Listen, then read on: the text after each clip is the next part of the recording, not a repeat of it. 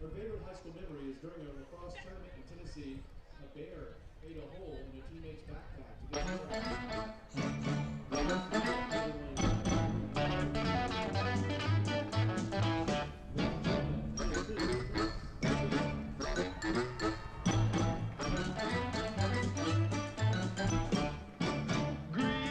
the Acres is a place to be. Farm living is the life for me. Land spreading out so far and wide. Keep Manhattan, just give me that countryside. New York is where I'd rather stay. I get allergic smelling hay. I just adore a penthouse view.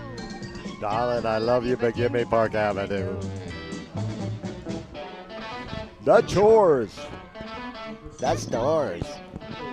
Fresh air. Times Square. You are my wife. Goodbye, city life. We are there. Bump, bump. There we go. That's how we get one started tonight. And we're going to go off and do this one right here.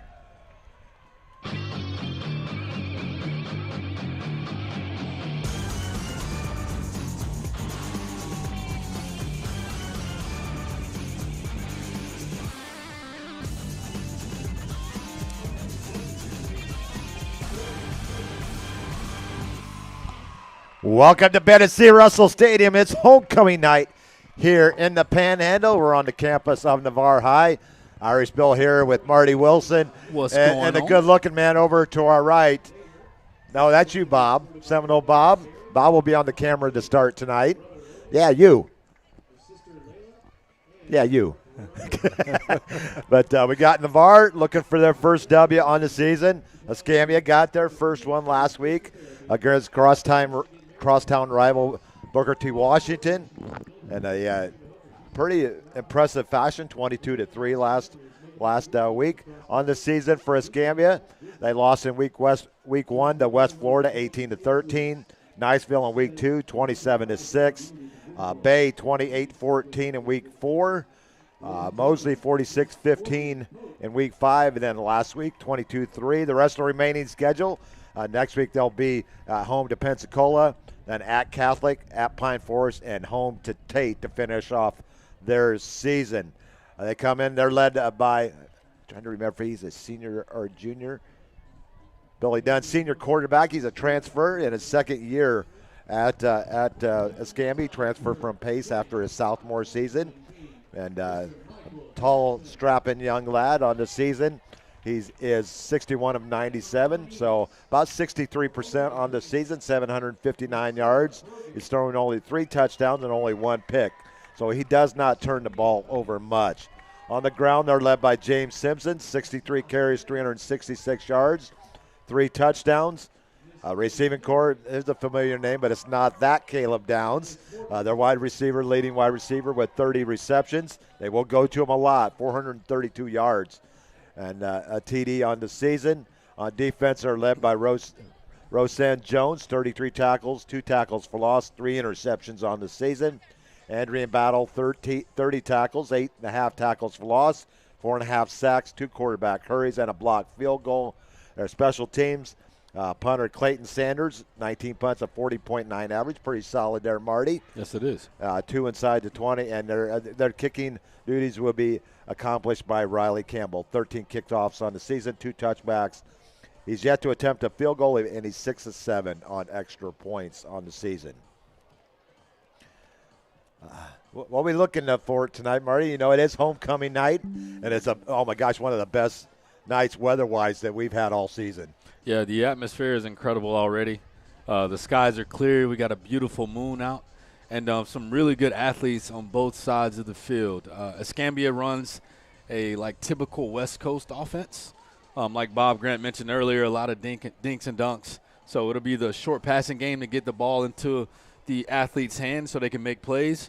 On the other side of the ball, I think Navarre is coming off the best performance of the season that we've seen so far in all 3 phases. The special teams has been rock solid this year. We did give up a kickoff return for a touchdown, but I don't think it was because of the athletes. I just think Tate made a really good adjustment on that. So looking forward to seeing either offense or defensively getting better as far as executing goes. And I feel like Navarre is going to get the first win tonight, Bill. Roman Marshall leading the way. He's 676 yards passing on 46 of 93, 5 touchdowns, 5 picks. Allie Bryant, we may see a lot of tonight as well. He's 10 of 20 on the season for 202 yards, 2 touchdowns, 1 pick. On the ground, they're led by senior running back Curtis Sanders, 32 carries, 192 yards, and he's coming off his best game rushing last week. Yeah, Marty. Yeah, I think the offensive coordinator did a really good job scripting the plays last week. I like how Coach Bagley had the rhythm of the offense the entire night. It's some inconsistencies in the third quarter as far as the passing game goes, but everything else was rock solid. I believe we averaged basically 10 yards a carry. So looking forward to Curtis and Marquez White getting some carries out of the backfield as well. And speaking of Marquez White, he's your leading receiver for the Raiders, 26 receptions, 401 yards, averaging just about 80 yards a game. He's had 3 100-yard games in his 5 games, 4 touchdowns. Brody Powers, 11 for 248, 3 touchdowns. And Connor Hamlin starting to show his mettle here as the season goes on. Yeah, we got a solid receiving core led by Marquez White, obviously. And the crazy thing about Marquez, every team has bracket coverage him all game, basically. They've had 2 individuals watching him the entire time, and Marquez is still open. So it's a blessing for our quarterbacks and also the running backs because he immediately takes one safety out of the box. So we should see some holes tonight in that Escambia defense. Hopefully we'll utilize our running game and take advantage of it. We got a couple checking in already on the chat line. Debbie Broxton checking in. Hey, Debbie. What's said go going Raiders. on, Miss Debbie? And Tyler Dowdy checking in from Dave's Oyster House, Oyster Bar Kitchen. Happy birthday, Dave. Get this dub for Dave. We hope to. And I'm sure there's a lot of others checking in already, but just not checking in on the chat line. If you get a chance, drop a line. We'll give you a shout-out. You don't have to, but we know you're out there, and we appreciate y'all watching our games every Friday night and our shows on Tuesday from Culver's and Wednesday night from Buffalo Wild Wings. It's been a great year with our viewing audience out there, Marty. Yeah, absolutely. I love the support in the Navarre community overall in general. But, Bill, you have a lot of fans in the world, man, especially in the Panhandle. Y'all, we go anywhere, and everybody's looking to meet Bill Hamill. So we do go worldwide. That's why it's called the World Wide Web. And my good friend Todd Alt, he's over in southern Sweden. Yeah, that's Sweden. He tries to check in every Friday night. And, I mean, it's going on 2:30 in the morning over in Sweden right now. It's 7-hour time difference. So, but he tries to get up, and he's got one flaw, though. He's an Oklahoma fan. We can't blame him. You know, we all have opportunities in life, and that's just one that he has. Yeah, and he grew up in Oklahoma as well. His dad was retired Air Force as well. He was retired tech sergeant, if I remember right. And but he moved over to Sweden to coach college-age Swedish men the game of American football. He was a coach for 5 years. Really? Coached the defensive side of the ball. That's cool. Yeah, and then he retired after 5 years, and he gets a retirement from the country of Sweden.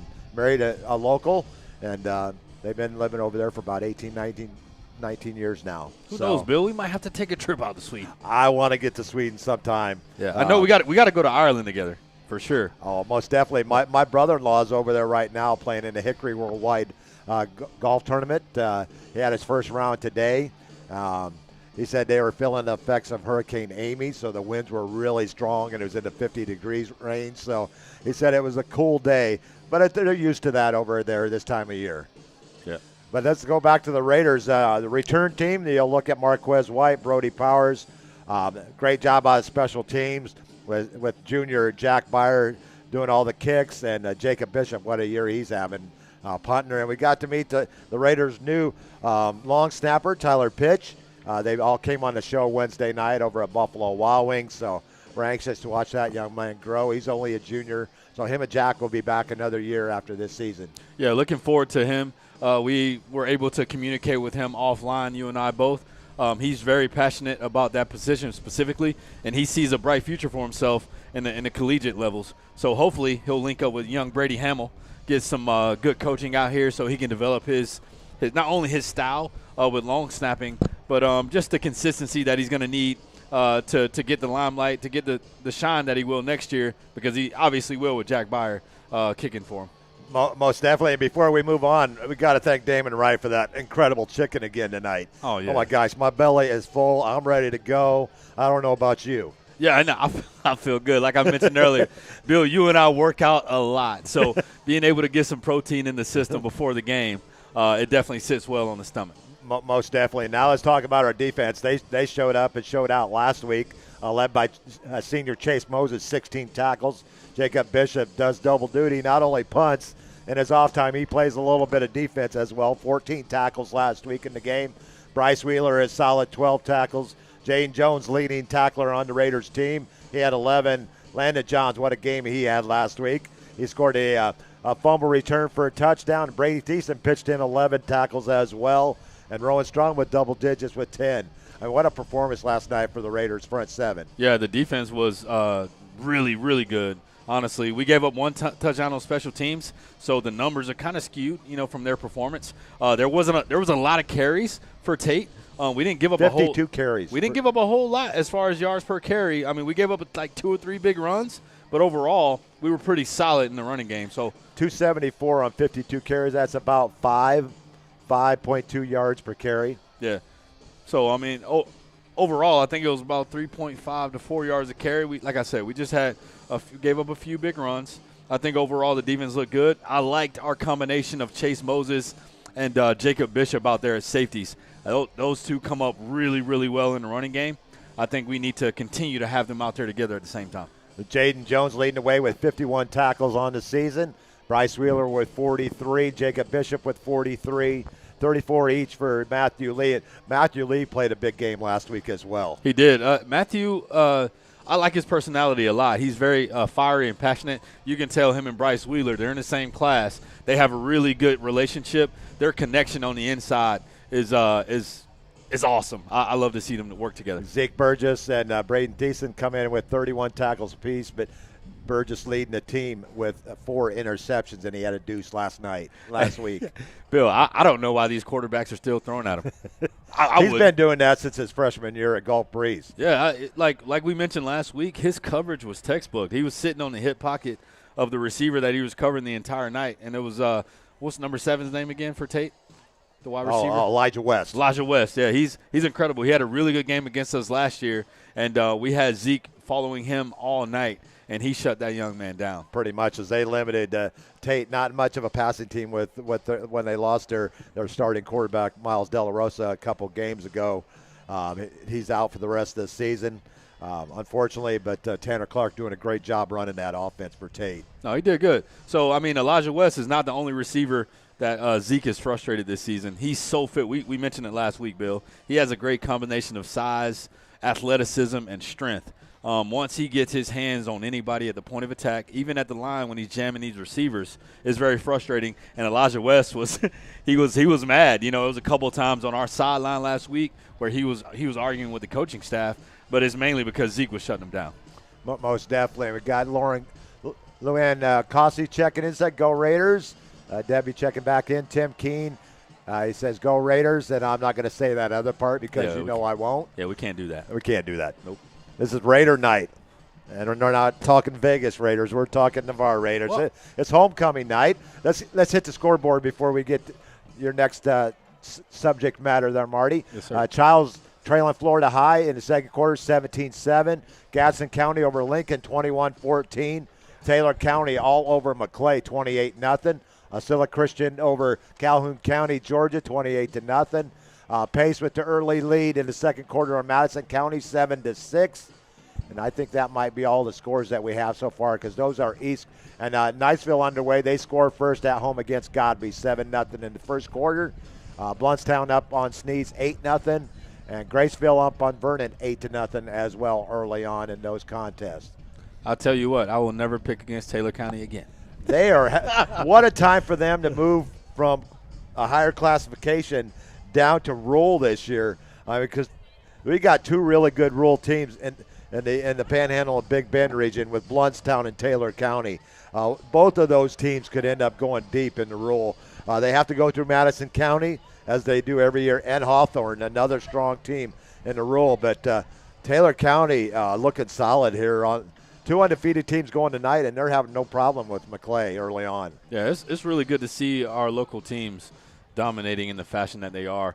We've seen a whole lot of teams in the area that have traveled to Alabama and Georgia as well to accept some challenging games, and it seems like most of the coaches in this area are really hungry to bring a state title to Northwest. And that's about a 235-mile road trip for Pace, as I was down I-10 all the way over to Madison County to play at Boot Hill Stadium tonight, and that is, that's one of a very tough place to play over there. 7-6 early on Pace over Madison County. I'll tell you what, so normally when you have teams that travel that far, you want to make sure you have a good running game and that you can stop the run. Pace has both. You got to read that bottom one there, Marty. Go ahead. That's what I was going to mention. Unless we have somebody that asks, that wants to donate to the programs, maybe we can say it for them. Yeah, that's funny that Debbie said that. We can. Debbie checking in says, Bill acts tough, but I know his price. I do have a price. Everybody should have a price, shouldn't they? Hey, Miss Debbie, we need to, communicate next week, Wednesday. You can come by Buffalo Wild Wings. Come on over. We'll get you on the air for a little bit. Yeah, we can have a conversation. Most definitely. And we tease Debbie, but I tell you, she's one of the biggest supporters of Irish Bill sports and Navarre Raider football for quite a long time, and we appreciate her. And Tim Keene has helped me out on the camera a lot as well. From some health issues, he's not been able to get back and help us out. But they are Bama fans, and I won't most of the time hold that against them, because you are who you are and you like who you like. Yep. I'll tell you what, though, Ms. Debbie is an incredible woman for the area. Not only does she donate, but she prays religiously for the teams, for the individual players. Been blessed to have her around my life for a while. We got Brian. Hopefully I don't mess up your name too bad. Lugawir, go number 67. You are so Sigma. That's Kyle Hughes. Kyle Hughes. And I'm a big fan of Kyle's, being a Notre Dame fan and all. And Kyle's a big Notre Dame fan. Yeah, and not only that, he's a big boy. Yes, he is. Yeah, he pancakes galore. That's my guy. I love Kyle Hughes. I love pancakes. Usually the ones that you eat. I'll throw a little bit of peanut butter on them, and we're getting ready for the national anthem here momentarily, as the Navarre Raider Junior ROTC will be coming to the midfield stripe right up to the Raider, and they will be bringing you our national anthem tonight. So we're going to turn it over to the field mic for the national anthem and a playing by the Navarre Raider Marching Band. On right rifle, Cadet Chief Petty Officer Kylie Walsh. With the United States flag, Cadet Lieutenant Junior Grade Tristan Yamaguchi. And with the Navy flag, Cadet Chief Petty Officer Haley Robb.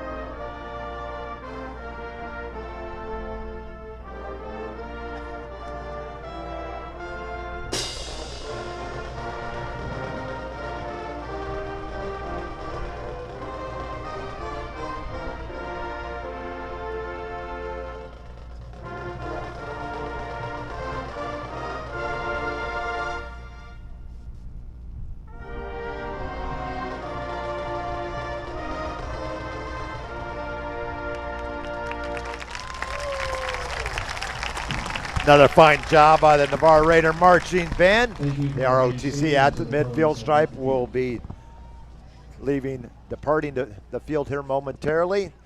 Please stay standing if you're watching from the stands until the ROTC has left the field.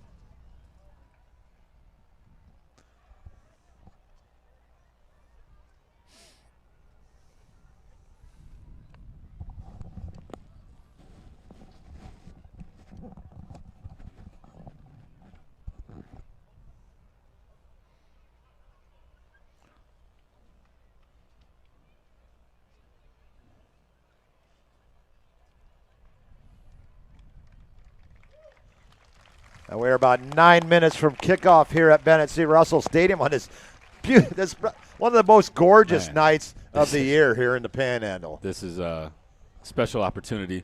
Our ROTC program and the band, we don't communicate about them a lot, but they've been solid for years. Luan Kazi says, I am a Bama fan, but a bigger fan of the Raiders and the UWF Argos. Okay. We could all agree on the Raiders and Argos. Yeah, the Argos, they potentially might win a national championship this year. They got a really good team. And Debbie's her youngest daughter graduated from UWF as well, so Debbie is an Argo fan as well. How can you not be an Argos fan with the way that program's been run since their existence? Yeah, it's not only do we have some special talent out here, but the coaching staff at UWF, I feel like they're going to produce a lot of head coaches in the near future. And the Raiders will be wearing their all black uniforms tonight. Maroon numbers outlined in white, black helmet. I believe that Escambia will be coming out in their orange pants and white jerseys, if I remember right. Yep.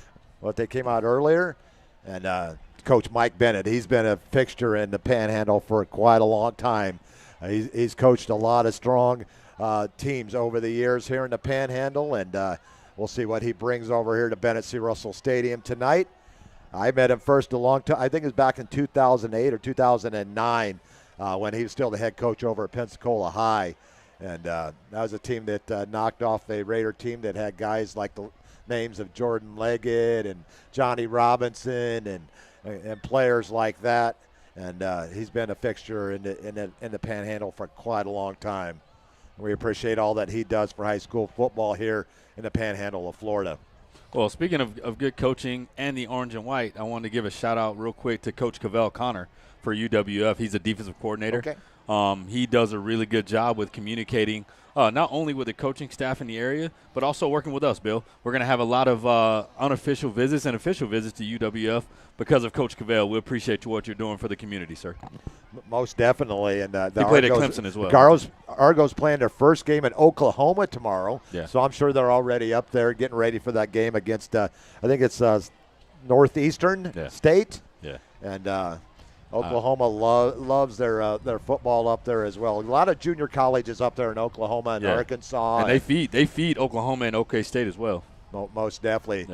Yeah. The Raiders aching to get out here on this field. They're in the end zone to our right down in the south end zone. We're still waiting for Escambia to come out of the locker room. They are wearing their white jerseys with the orange numbers and orange pants, orange helmet, and kind of looks like a popsicle. Hey, Bill, they don't play like a popsicle. Do you mind communicating about some of the talent that Escambia has produced as far as like D1 college and NFL talent? Well, everybody's familiar with one Trent Richardson, and of course Emmett Smith, and they're in the running right now to get $1 million grant to put into their stadium to improve the school. So online you'll see them out there that you can vote. There's a few teams that are in the running for that grant. So. They're the only team from the Panhandle, I think, that's going for that grant as well. So there's 25 in the entire country. Yes. Yeah. And if they can get that would do wonders for their stadium in that area over there in Pensacola. And they put out some great talent over the years. The Clardies played over there as well. I mean, some of the talent that they've had over there. Oh man. God, the running backs that they've had. That's what stands out the most for me. And they also, Pensacola, the whole A50. But did Derek Brooks play at Escambia as well? Or? No, he played at Washington. Oh, okay. Yeah, Ain't that crazy? Yeah, he played at Washington. You have one of the longest tenured kickers in the league right now, Graham Gano. He played at Tate High School. I remember when he played at Tate. Wow. That's how long I've been here in this area, since 1991. And if I remember right, I think he's the last kicker in the area that has converted a free kick. It was in a Gulf Breeze game his senior year. It was towards the end of the first half, and I was listening to the game. I don't know why I was listening to that game because I wasn't broadcasting that night or something, and they did a free kick from the 50. So no rush. He set up, and he put it through the upright 60 yards. And he had a 69-yard field goal in high school. Oh, my goodness. And, no surprise that he's still in the NFL today. I think he's on the injured list right now, but he should be coming back here in the near future. But just some of the talent that we've had here in the Panhandle. The Thomas brothers from Niceville, that I think they're playing each other this weekend. Yeah, I think they are. So, and that's special. Awesome. You get to play a game against your brother. Yeah, and I'm sure their mom's going to be there, man. But those two are performing at a high level. I actually had an opportunity to meet their entire family when I was working in Niceville, Bill. Their mom is special, and I can see completely why those two young men have had not only a great collegiate career, but also doing big things in the NFL right now. Travis and Aiden Harsha checking in, says love the UF Gators, but the Navarre Raiders are eating fried gators tonight. I like that. Yeah. Nothing like fried gator. Yeah. Oh, hey, hopefully Emmitt Smith will hear this later on. Little tender. Yeah. Gator's actually pretty good. Have you had it? I've had gator before. Yeah, I was down I've pretty much tried everything that we've had here in the Panhandle. I've even tried shark. Yeah, I haven't had shark yet, but you got to fix it just right, or it's not very good. If Coach Bennett making his way to the sideline, wearing those fluorescent orange shirts tonight, you can't miss them. Yeah. And the rest of the Gators are lining up in the north end zone. Raiders doing the same here in the south end zone. We're moments away from kickoff here at Bennett C. Russell Stadium.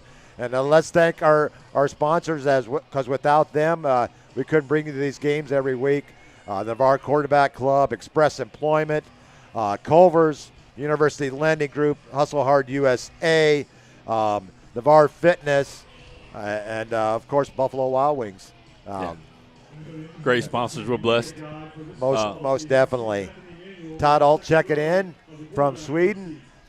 Every week he says my upset pick of the week is Notre Dame's going down. No. How was that pick last week, Todd? That's not happening this week. I'll tell you that. 56-14 last week. Yeah, it was ugly. 56-13. Ugly. Notre Dame ended up getting the Arkansas head coach fired. We don't like that. We don't like that. I like Coach Pittman. He's one heck of a coach. Yeah.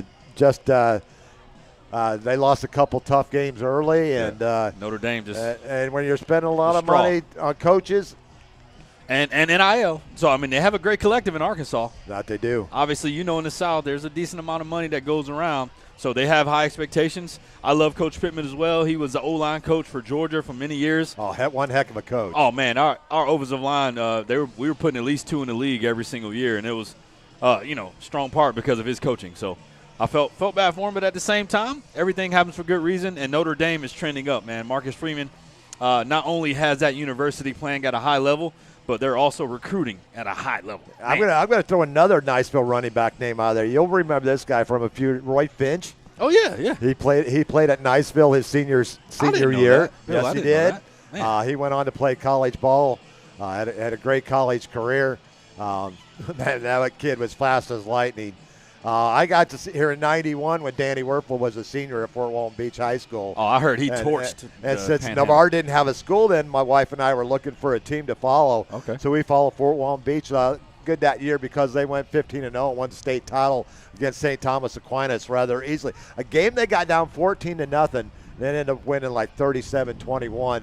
But Danny Werfel led that team. Their first of 2 state titles. E.J. Green Jr., he led that team to a 95, their state title, 95 or 96. He's now the head coach over at Destin. Yes, sir. E.J. Green the third, I should say. He's doing a pretty good job down there. His dad was one heck of a guy, administrator over at Fort Walton Beach High School, passed away a few years ago. And what a great guy. And E.G. had a chance to come back to his alma mater, but he chose to stay at Destin, and he's doing a great job over there getting that program started. Yeah, the first thing I thought about when you mentioned Danny Werfel, we were actually in Florida checking out the school campus, I believe last year, and him and Tim Tebow, man, they had their pictures and stuff out there. They had Tebow's a replica of his Heisman Trophy. Great it's a great. I can't stand the Florida Gators because I'm a Georgia Bulldog fan, but it was really cool to see that. And let's talk about the young man from Choctaw, Bryce, their wide receiver for Kansas State. He's having a good season. I always forget his last name. Yeah. But a lot of great talent at all the schools around here. Yeah. I mean, they just continue to put them out every year, no matter what high school. And Grant Wise getting ready to go play off at Clemson. That young man's going to be a talent. Absolutely. You'll see him in the NFL someday as well. The captain's at the field. On the field right now, number 20, Landon Johns, number 77, Jared Hola, number 4, Zeke Burgess, and number 0, Chase Moses are your captains for the Raiders tonight. We'll get you numbers for Escambia, number 5, Cade Rollins. Got 13. Number 10, Andrian Battle. Number 13, Charles Lyons. And number 12, I think that out there, is it number 4? Oh, number 12 on the left, yes. Number 12, that is Billy Dunn, the starting quarterback for the Escambia Gators. Look like Escambia won the toss. They deferred to the second half, so the Navarre Raiders will get the ball to start this game. Let's go. So Escambia will get the ball to start the second half. The Raiders will get the ball to start this contest. That's a beautiful night, third day of October already, Marty. That's incredible, Bill. This atmosphere, this environment, always good. The stands are always packed for Navarre. Escambia is a little light right now in their stands, but for homecoming night, it's going to be an impressive environment. One thing I will say for my good friend Todd, because I have no problem saying this, but Boomer Sooner. There you go, Todd. Since you stayed up late, you stay up late every Friday night. I got to give that to you. And here comes the Raiders out of the south end zone. Welcome to Bennett C. Russell Stadium for an Irish Bill Sports broadcast of Navarre Raider football. Here's your host and the voice of Raider Nation, Irish Bill. And here come the Raiders. The legendary Irish Bill.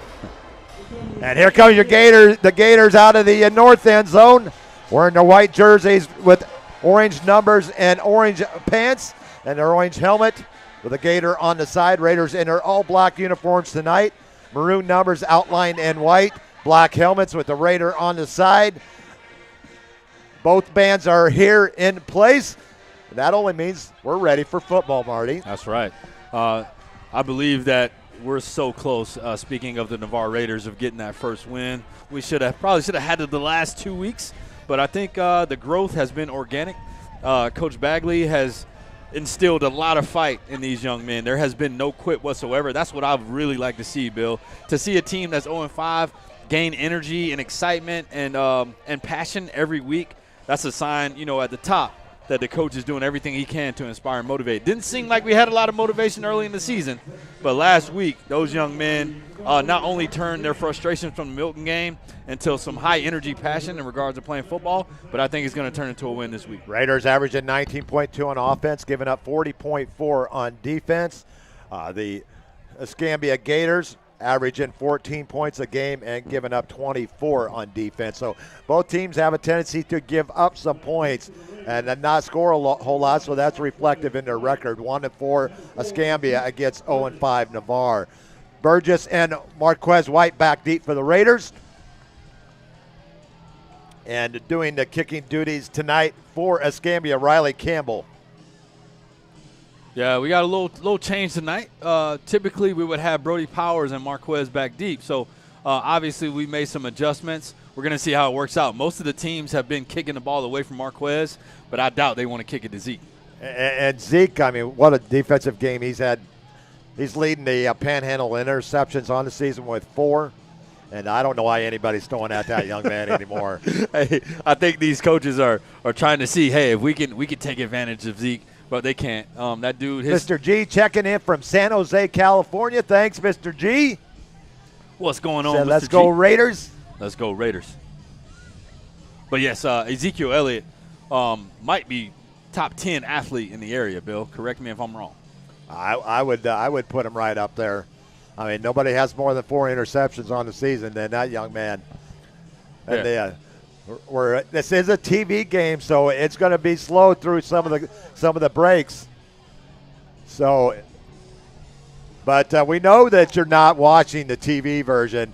You got IrishMillSports.com and Irish Mill Sports Live 944 on YouTube. That's right. And guys forbid if I catch you catching that TV game, knowing that you watched it on TV. When you can watch it on TV on Irish Mill Sports. Yes, sir. With YouTube TV out there now, and that's what we have in our household. Hey, Bill, this is one of the most loyal fan bases that I've been around. I doubt anybody would. They're going to swap Zeke and Marquez from left to right. Marquez now on the far side, Zeke on the near side. Riley Campbell getting ready to put toe on leather to get this game. This Friday night, 3rd of October, 2025. From Bennett C. Russell Stadium, it's homecoming. Sit back in your seats and enjoy the ride for the next 2.5+ hours here on IrishMillSports.com. It is going down. The homecoming king was young Michael Jackson. Congratulations to you, young man. Hopefully we can get a win for you tonight. We're going to find out who's the homecoming queen at halftime. Yes, sir. Campbell getting ready to put toe on leather from the 40. It's an end-over-end kick. It is returnable. It's going to Burgess at the 9. His first return on the season. He's got a nice hole up the middle. He breaks one tackle out to the 36-yard line. A return of 27 for Zeke Burgess. And the Raiders will have first down right there. Yeah, so Zeke is actually a track star as well. If you don't know, he runs the 100 meters and the 200. That young man has a high top-end speed, so hopefully we can see him break one soon tonight. David Haley checking in, number 97, Aaron Manuel's grandparents from Arkansas. Travis Harsha checking in, says, let's go Raiders. David Haley says, let's go Raiders. 1st and 10 from the Raider 36 to get this game underway. Ali Bryant coming out at quarterback tonight to start. He has young Curtis Sanders beside him in the shotgun. Got twins left. Marquez, the lone receiver up top. He's in motion. It's going to be handoff to Curtis Sanders. He's going to get back to the line of scrimmage, and that's about it. Bring up 2nd and 10. The Escambia defensive line has some really good size. They're stout, especially at the two defensive tackle positions. We're going to see a lot of push up front. We got to make sure that our offensive linemen, the big bubbas, are out here blocking until the whistle blows. Walker Bridges in tight on the left side. 2nd and 10, Navarre. Ollie Bryant back and an interception. And it's going to be returned. And Escambia is going to have the ball down at the Raider 10. Allie looked his receiver down there a little bit too long there, Marty. Yes, sir. It's one thing we communicated about last week with Roman. We tend to stare down the receivers.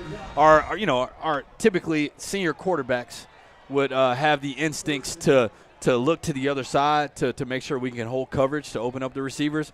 But obviously every defense is staring down Marquez, and they have been all year. So that's first turnover of the night. And Escambia is going to have 1st and goal at the Raider 10 after they pick off Allie Bryant. Let's see how the Navarre Raider defense responds. Billy Dunn at quarterback, going to hand off to Simpson. He's going to be caught in the backfield, gain about a yard down to the 9. 2nd and goal at the 9. Matthew Lee with a tackle for loss. Matthew and Bryce Wheeler has had plenty of great penetration all year at the defensive tackle positions. It's good to see Matthew coming out, standing up strong. Looks like they're going to give him 2 yards on the carry. Bring up 2nd and goal. Actually, no. He's going to get back to the line of scrimmage. No gain.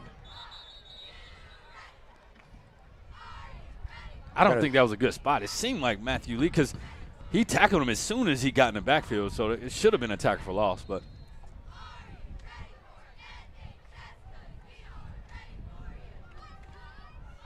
second and goal at the Raider 9.5-yard line after the interception. The handoff goes to Simpson. He's going to be met in the backfield. Let's go. And I think that was Bryce Wheeler on the tackle for loss there.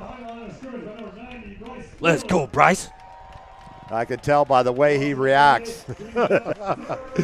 He is a passionate young man. That's going to be right at the line of scrimmage. Actually, he's going to lose about a half a yard. So let's go, no gain, 3rd and goal from the 10.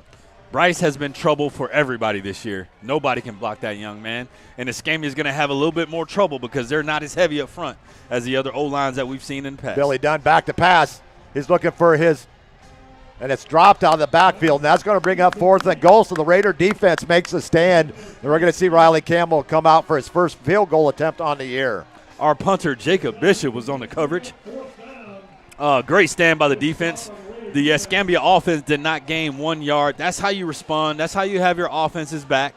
And hopefully we'll get Ali back out here on the next drive and move this ball down the field. Riley Campbell will be setting up. They're going to put the ball down about the 17-yard line, so it will be a 27-yard field goal from the left hash. 9:47 on the clock. So the Raider defense stands tall. And Campbell with his first field goal attempt on the season. It is blocked! And it's blocked by the Raiders defense. And it's going to be returned out to the 11-yard line. The Raiders come up big on defense. So actually that was Brady Thiessen that came up with the block. Matthew Lee on the block. He came down with the ball after Lee blocked it. That's the 3rd block kick on the season for the Raiders defense. Bill, that's so exciting to see. We could have came out as a defense and been frustrated and upset about the turnover. They came out and make a huge stand. So hopefully our offense will be able to capitalize on the block field goal and take this ball down the field. No score. The Raiders offense comes out for the second time in this contest. 9:38 on the clock. 1st and 10 Raiders from their 12. Allie Bryant still in at quarterback. It's going to be handoff to Sanders. He's going to get a couple of yards out to the 13-yard line, bring up 2nd and 8. That's one thing. Go ahead. Let's see where they're going to. Actually, he's going to give him 1, so it'll be 2nd and 9. One thing about the Escambia defense, they had a real good week last week against BTW. They fly around. They have some really good athletes, not only in the second level at linebacker, but also in the secondary. We have a young man for Escambia down on the field. Hate to see that early on. 9:29 on the clock as we have a medical timeout here. I believe that young man was tied up with number 67, Kyle Hughes. We were just talking about him and his ability to have pancake blocks earlier. Hopefully the young man's okay. Y'all keep him in your thoughts and prayers. So the Raiders come out and throw an interception on the second play from scrimmage. Escambia returns it to the 10. Raider defense stands tall. 3 straight stops and a blocked field goal. And we're scoreless here at 9:29 of the first quarter. Yeah, it feels like early. This could be a defensive battle the way things are starting off. But I believe if we attack the outsides like we communicated about last week, we'll have some success. We haven't had a lot of success throwing the ball over the middle. Hopefully our coaches will see that, and we'll make these adjustments. Raiders will have 2nd and 9 from their own 13-yard line. Allie Bryant in at quarterback. He gets the start tonight. Actually, I think I see Roman Marshall getting ready to head in. They're actually both on the field right now. Not sure who's going to go out. And we'll see here. Actually, it is going. Allie Bryant's going to remain on the field. We'll see a lot of both quarterbacks this evening. And the Big Bubba's on the offensive line trying to do their part this evening. Hey, Bill, that was great leadership by Roman Marshall. I know this is the first game that he hasn't started this year, but he was encouraging Ali before he went out. I love that as teammates. Marquez White goes in motion. It's going to be a reverse handoff here to the near side. Nice running room for the Raiders down the far sideline. That is Curtis Sanders on the reverse. He's going to get out to the 28-yard line. A gain of 14 for Sanders, and the Raiders' initial first down of the ball game. I like that, Bill. So Escambia is really fast on defense. Our coaching staff realized we need to do some misdirection right there. That was a great play call by our offensive coordinator. They're going to spot the ball at the 29, so give him 15 yards on that carry. We said it in pregame. Curtis looks quick. He's fast, but, man, he looks really explosive. Bryant going to roll out. He's going to take himself and get back to the line of scrimmage, maybe 1 yard. We'll bring up 2nd and 9. That was the speed option. I believe Ali should have pitched that ball to Curtis. We only had 1 defender on the outside and 3 blockers at the point of attack. 8:35 and counting here in the opening quarter. No score. Both teams with a possession. The Raiders on their second drive with a 2nd and 9. With 8:25 to go here in the first quarter. Hugh Swan checking in, said, hey, Hugh, let's go Raiders. Bryant back to pass. He's got a receiver on the outside right before Connor was able to get out of his turn. That's going to fall incomplete. It'll bring up 3rd and 9. It was a good pass. The timing was just off a little bit. As soon as Connor turned his head to receive the ball, it was about a yard or two out in front of him. Hopefully we can get on time together. Actually, a loss on that first play, so it's 3rd and 11 for the Raiders from their 28. Going to send all trips to the right of the far side of the field. Kurt Sanders, your lone back to the right of Allie Bryant, 3rd and 11. Bryant's going to roll. He's going to try to get to the outside, and he's going to lose a couple yards back to the 26. Don't really understand that play call there, Marty. Yeah, it looks like they were running the speed option again. Ali, it seemed like he was going to take the ball, and then at the last minute he was thinking about pitching it. I'm glad he just held on to the ball and fell. Let's get our big-time kicker, Jacob Bishop, out here to change this field position for us. No score here with 7:50 to go in the first quarter. Bishop back to punt. The Raiders from their own 26. Get a first down on the run by Curtis Sanders, but the drive stalls after that. And the Raiders getting ready to punt the ball away. First punt of the night for Bishop. He'll be kicking into a wind. And it's going to be a nice punt down inside the Escambia 40 down to the 39. I'll tell you what, Jacob Bishop is a weapon. 35-yard punt, no return. A hang time of about, I don't know, about a month. Yeah, no, that was really good. Escambia had 2 guys deep. I was hoping that Jacob would get it behind him, but it ended up being a really good punt. Like we said before, Escambia, they're going to run that West Coast offense. I believe that kind of falls into the strengths, into the hands of our defense. 7:22 to go. No score here at Bennett C. Russell Stadium. Casina in a little bit late. 1st and 10 Gators from their 39. Billy Dunn at quarterback for the Gators. To his left, James Simpson. Navarre in the 4-2-5. We got the star back. We're going to send trips to the far side, single to the near side. The handoff, no handoff, and it's going to be a sack by the Raiders all the way back to the 30. Let's go, Matthew. Matthew Lee. Back to the 34, a loss of 5 on the sack by Matthew Lee. Our D-line, like we said last week, has come to play this year. We're getting a ton of penetration up front. It's helping out a lot that wherever Bryce Wheeler's at, that team is attempting to double-team him and is giving a one-on-one matchups to the rest of our D-line, and Matthew Lee is taking advantage of it, Bill. And the Raiders giving him a little bit different looks here early on. Simpson moves over to the right. Billy Dunn, 2nd and 15 for the Gators from their 34. Quick snap. They're setting up the screenplay back the other way. And unfortunately, they missed the tackle. And Chase Moses going to tackle him out of bounds, but not before they get down inside the Raider 25, down to the 24 on the completion to Kashawn Downs. Yeah, we're going to have a little bit tighter coverage on the outside. I don't know why we got so much cushion. Our corners are really, really fast, and they tackle well. So Escambia, with the West Coast offense, if you have that much cushion on the corner, on the perimeter, is going to give you that time to block on the outside. 40-yard pass play from Dunn to Downs. Yeah, we got to tackle. But when you have that much cushion on the corners, I believe we were like 6 or 7 yards off the line of scrimmage. You're going to be susceptible to those types of screen passes. We got to come up and be tighter in the coverage, Bill. Most definitely. We're at the water break at 6:31. No score here from Bennett C. Russell Stadium. Escambia and Navarre on this beautiful Friday night in the Panhandle of Florida. Irish Bill, Seminole Bob, Marty Wilson here tonight. Raider Riley, unfortunately, could not make it out tonight. So we're holding down the fort. And a big game coming up for Bob's team this weekend, Marty. Yeah, we're excited about that. Florida State and Miami. Hopefully you can do something that Notre Dame couldn't do. And that's beat Miami. But at least you get them at home. Did we all pick Florida State? We all took Florida. Wait, no, I don't think we did. Let's see who the traitor, who the one that didn't. 1st and 10 Gators at the 25-yard line. Escambia's back out. They have a bunch formation. They got trips tight to the line of scrimmage. One receiver up top, covered by Ezekiel Burgess. Billy Dunn with the snap, hands it off to the wide side. You're not going anywhere, young Brady man. Thiessen. Brady Thiessen with the Let's big go. tackle for loss. All the way back to the 31. A loss of 6 by Simpson. It's going to bring up 2nd and 16. I'll tell you what, Bill, our front 7 is swarming right now.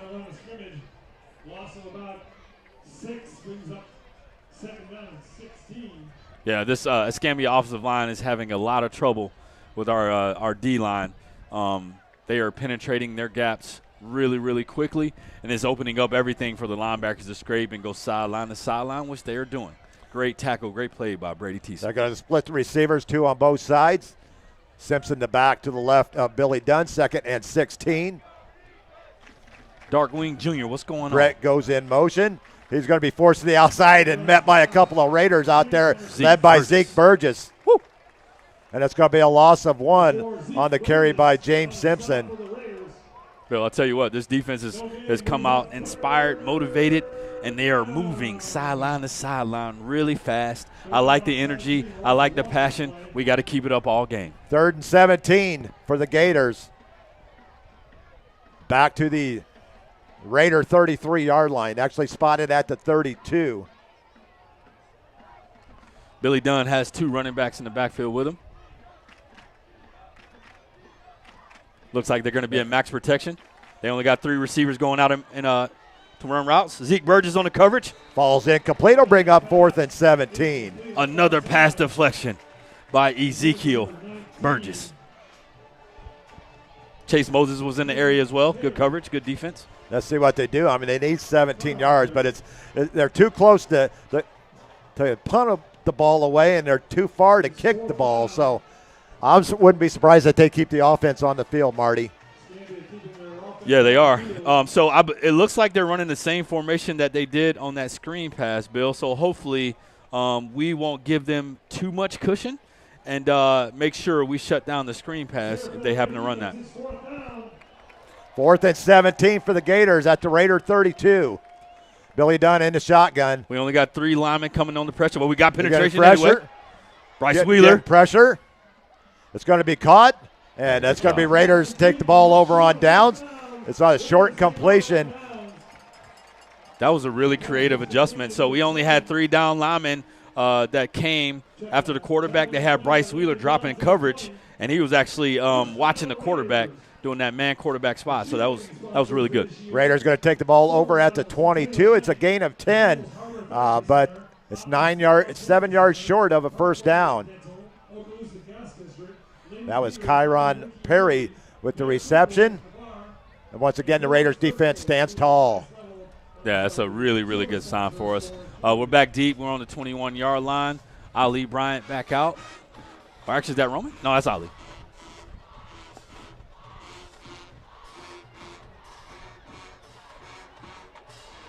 Could have been worse, but a good maneuvering in the backfield there by Marquez White. He is going to lose 3 yards, but it could have been a lot more.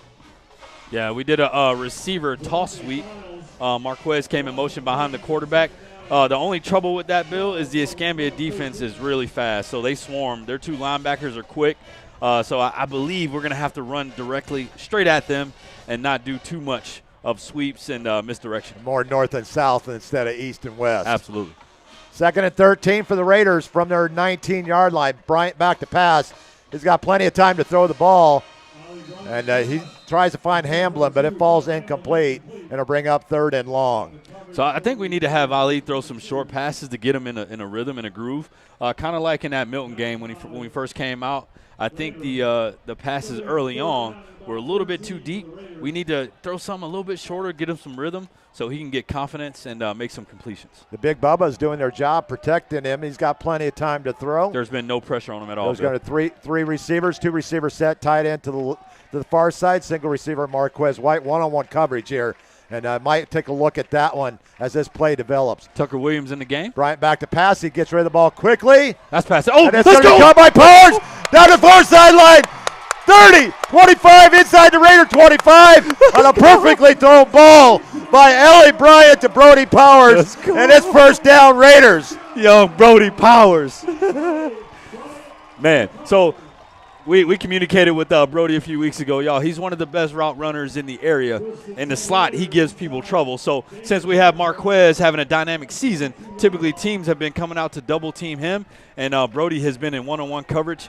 Great look by the offensive coordinator. Good throw by Ali Bryant. 58-yard pass play from Bryant to Powers. Raiders first down. Escambia actually had pretty good coverage on the play like Bob Grant just mentioned. Great touch pass. Brody is really good in those one-on-one situations. Flag on the play. Clock stops at 3:14. Fumble on the play. Penalty marker on the play. Jamila Miller, how you doing, ma'am? Yep, young Jordan Gardner. False start. First down.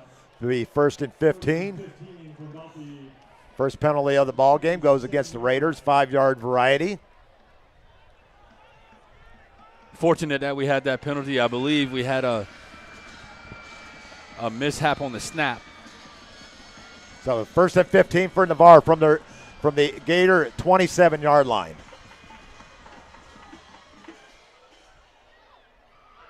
They tried to do a quick pass, and the receiver had went downfield, and there was nobody out there unless he was trying to hit the tight end over there, Tucker. Looks like Tucker Williams. Yeah, Tucker's in the game. Incomplete a pass. It's going to bring up second and 15. complete pass. Going to bring up second down. About 15. So if you're not familiar with our tight ends, for the fans out there, we have two humongous tight ends. Hopefully we can get them more involved tonight. Tucker Williams is about 6'6", 215 pounds. So if we can utilize him, I think it'd be great for our offense. Bryant back to pass. It's going to be Marquez White. He's going to break one tackle, but he's going to get back to the line of scrimmage. Actually going to lose a yard. Hey, Bill. And bring up third and 16. There's always going to be two people watching Marquez, especially when he goes across the middle. I think we will be more successful if we were able to get the ball to him outside the numbers. We are in Jack Meyer field goal range right now. That's right. But it's third and 16. Just need to stay here, not take a sack. We got trips left. Marquez at the top. He is in one-on-one coverage right now. We'll see if we try to take advantage of that opportunity. Throwing over here. Ollie Bryant's pass. He threw it a little bit early, Marty. Yes, he did. So Brody was running a corner route, but the corner was over the top and in perfect position. Thank goodness that wasn't interception. And we're going to have Jack Meyer come out. This is going to be for the 28, so it'll be a 45-yard attempt. Jack has already hit from 41 and 43 this season. Looking for his fourth field goal on the season.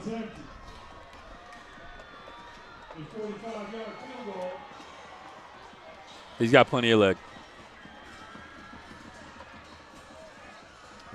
Actually, now they're going into the fake field goal formation. It's a high snap. And not really sure what they were doing there. It looks like they were running Tucker Williams to the post, which it was wide open, Bill. Our big tight end, they had him running a post. They had Jack Meyer running a underneath route in the flat to the left side. If we could have had a better snap, we would have had a good opportunity to hit Tucker Williams in the end zone. Well, that's not a bad idea because in high school football in the state of Florida, if you miss from outside the 20, the ball goes back to the 20. So it doesn't really hurt you right there to try that fake field goal. Yes, sir. Honestly, I would have liked to see us let Jack, kick it so we can get some points on the scoreboard. But that wasn't a bad idea. It just needed a better snap. Gators take over, first and 10.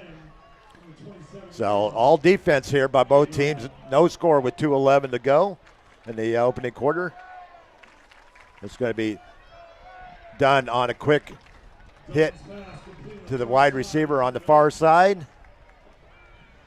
And that would be their leading receiver, Kashawn Downs. He's going to get 4 yards, bring up second and 6. Darkwing Jr., we were making the same facial expression up here. Calling the game. Second and 6 for the Gators out to their 32. 1:44 on the clock. Navarre back in the 4-2-5. Jacob Bishop is having an incredible game already on defense. It's going to be a handoff to Simpson. He's going to get to the outside. He's got a lot of space, but great pursuit over here by Jaden Jones right at the first down marker. It will be a first down Gators, but a great play there by Jaden Jones in the open field. Yeah, Chase Moses was in pursuit as well, but if Jaden didn't make that tackle, we could have gave up a lot more than we just did. Second first down of the first quarter for Escambia. Both teams with 2 first downs here early on. It's rare to see corners that tackle the way that ours do, Bill, in high school, and we have 2 really good tacklers at corner. 2 backs in the backfield, 1 to the each of Billy Dunn. It's going to be a keeper by Billy Dunn. He's going to get out to the 40, just outside the 40, a gain of 2, bring up 2nd and 8 as we're under a minute to play here in the first quarter. Number 90, Bryce Wheeler on the tackle again. That young man is everywhere. 2nd and 8. Our linebackers are scraping a lot better this week as well. They've improved dramatically the last few weeks. We actually lost Vinny Villanova and Andre Spence to college this year, and you could tell we were lacking some experience at the linebacker area. They've gotten a lot better over the last few weeks. Dunn's going to pitch to the outside late. Simpson gets some positive yardage on the late pitch. He's going to get out to the 46. That might be the last play of the first quarter. Marty?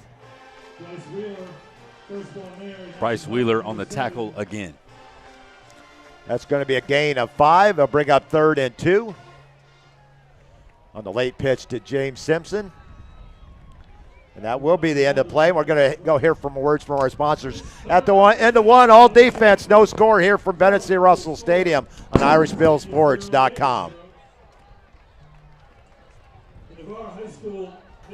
Great teams have great support. The Navarre Raiders have one of the best support organizations, the Navarre Raider Quarterback Club.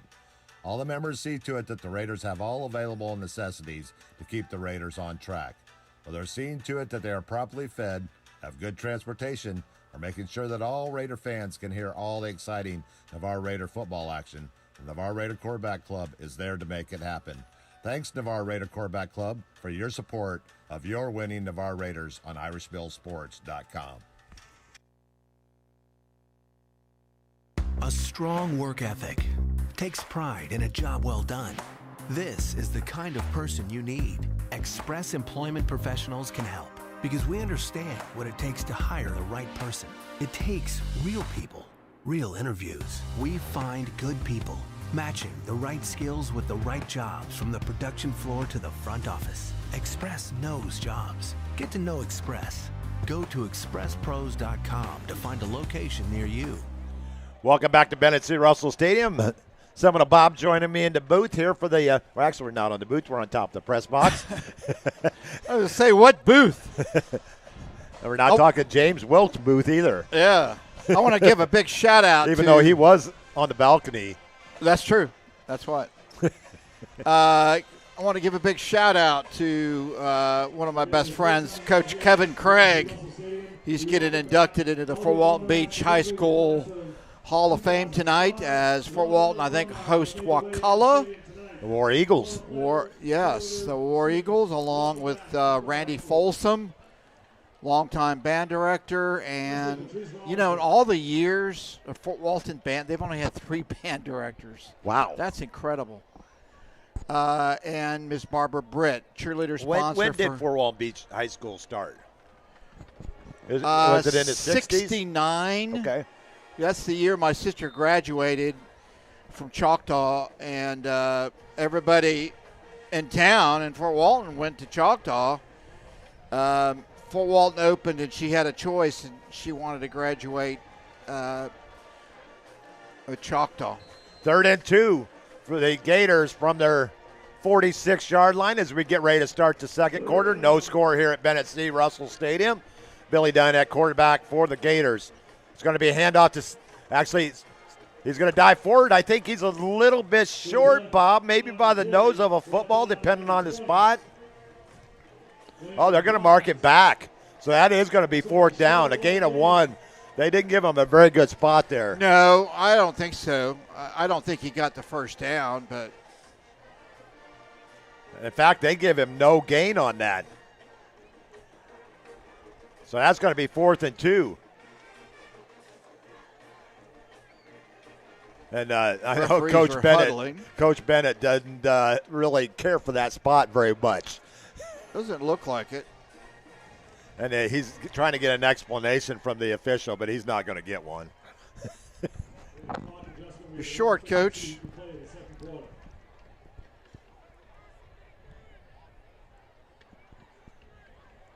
Spot the ball inside the 47. It's going to be about a half-yard gain. And I don't know. He's got the right to ask for a measurement, but True. it's going to be short. Now, did they move it up? No, it's still in between the 46 and 47-yard line. But he wants a measurement, and he's got every right. Right, he does. Jamila Miller Change. checking in, says, let's go Raiders, cheering on Jordan Garner, number 3, and all the Raiders watching from Roswell, New Mexico. Mike and Jamila Miller, stepdad and mom. Grandpa Ray and Grandma Laverne watching from California, the OC. Roswell.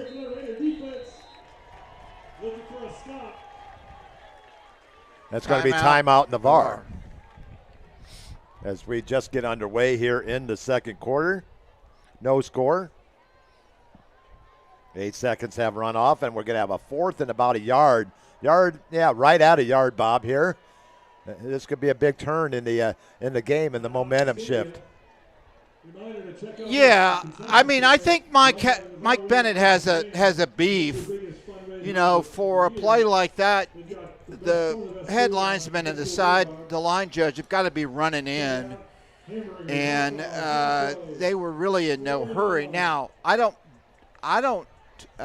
Bennett's still giving him the business. I don't. And if you know Mike Bennett, which I don't know him personally, but I've met him a couple of times, and he really loves his football. He does. And his football teams. Now they're moving it up.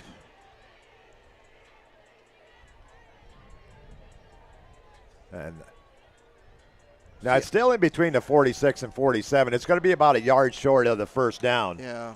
8 seconds underway here in the second quarter.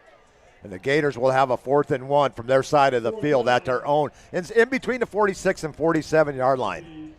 Kim Cook checking it, says, we love our Raiders. Let's go, guys. And they are punting unless they're going to do a fake right here, Bob, or try and draw them off sides. Yeah. We have a little bit of movement there. They are going to punt. That was surprising. And this is the first punt return for the Raiders. Ryder Longo still on his feet over the 30 yards into the open. Only the punter back. And what a return by Ryder Longo. First down, Raiders at the Gator 33. Big play there. Longo from his own 15 into Gator territory down at the 43. Actually, the 33.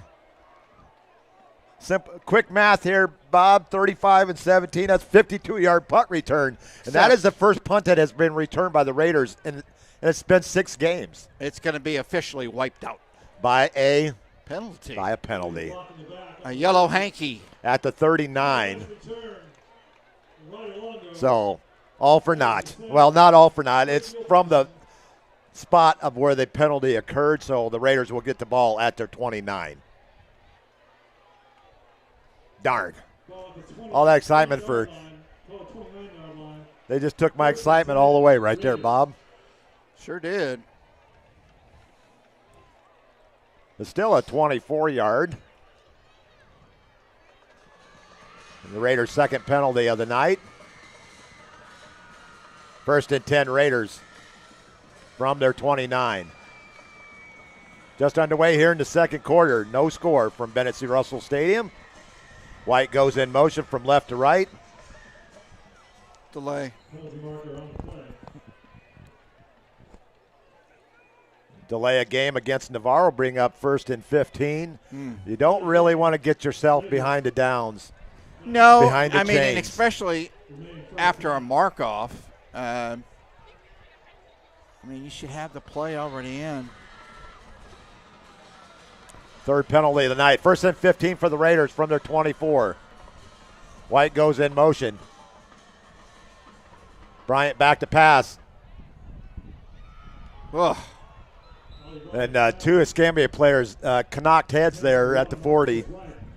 And both of them get up. That's good to see. Your thoughts on the quick hook in the ball game after the initial interception by Escambia? Wow, what trying something different. And Allie Bryant's still in there. So it'll be 2nd and 15 for the Raiders. He's kind of throwing to a spot instead of throwing to his receivers here early on. 2nd and 15 for Navarre. Well, on a particular play, you want to throw to a spot. It's Curtis Sanders here to the outside. He's got a nice gain over the 30, 35, 36-yard line. He gets the 5 yards on the penalty back and a little bit more out to the 36, and it'll bring up 3rd and 4 on an 11-yard run by Curtis Sanders. It's going to be 3rd and 4. 10:54 and counting here in the second quarter. No score. Defensive slugfest here early on. Looks like they got the beef in. It's going to be actually 3rd and 3, so give him 12 yards on that carry. 4 carries on the night for 28 yards for the senior running back from Navarre. Curtis Sanders running the Black Pearl. They may have had too many men on the field. And Timeout Escambia calls. Navarre. Was it Escambia or was it Navarre that called timeout? Navarre. That's their second, so they only have one left, Bob.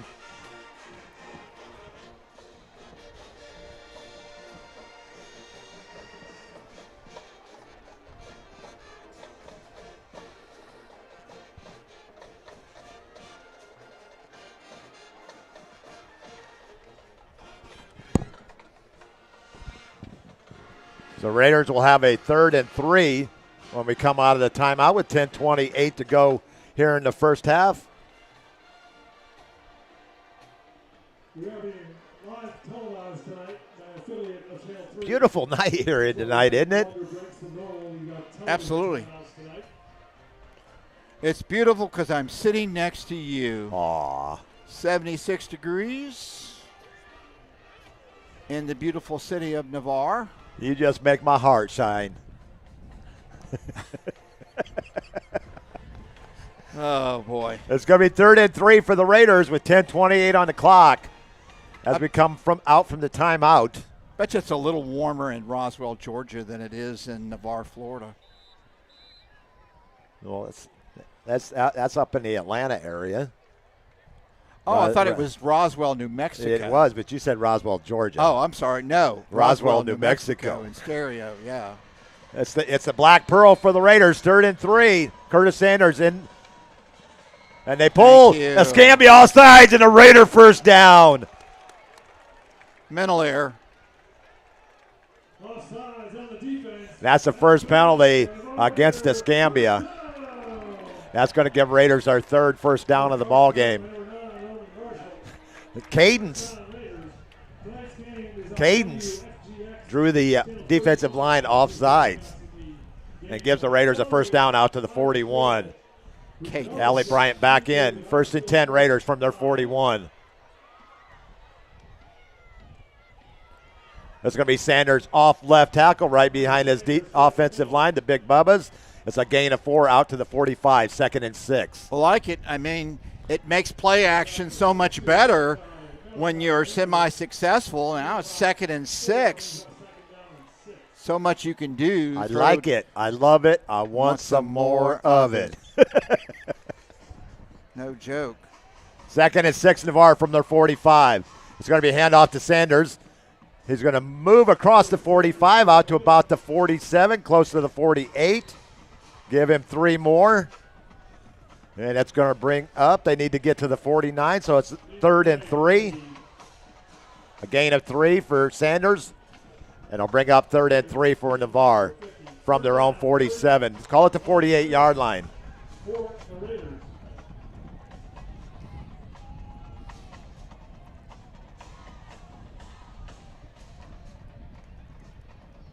Allie Brandt back to pass. He's got a receiver downfield. Oh, boy, there's a lot of pushing and shoving. A lot of pushing and shoving and nothing called. He's got. I'm not going to say what I was going to say, but he's going to bring up 4th and 3. He got mugged. Yeah, they got everything but his wallet on that one. He's going to bring up 4th and 3. Jacob Bishop coming off the punt for the second time on the night. Maybe. True that. Draw him off sides again. Noah Warner comes in a little bit late there on the special teams on the line.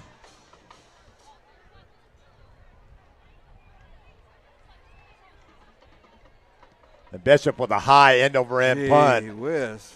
It's going to take a nice bounce. Get it before it goes in. It goes out at the 1 yard line. Does it? It does at the 1 yard line. Wow. What a punt by Jacob Bishop. From his own 48-yard line down to the 1. A 51-yard inside the 20 punt for Jacob Bishop. Whoa. And the way that Raiders defensive line has been playing, we could look at possible safety right here, Bob. Yep.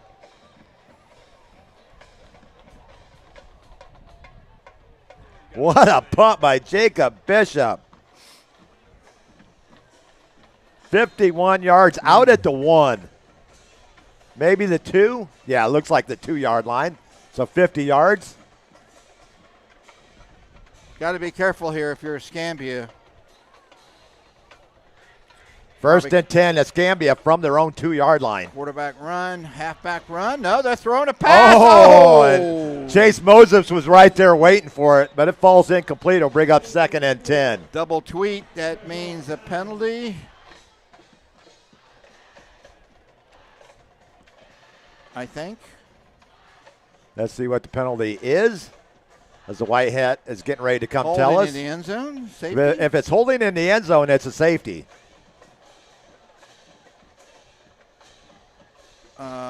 It's going to be half the distance. Okay. Half the distance of the goal. No pass, no play. So it's going to be about a yard penalty.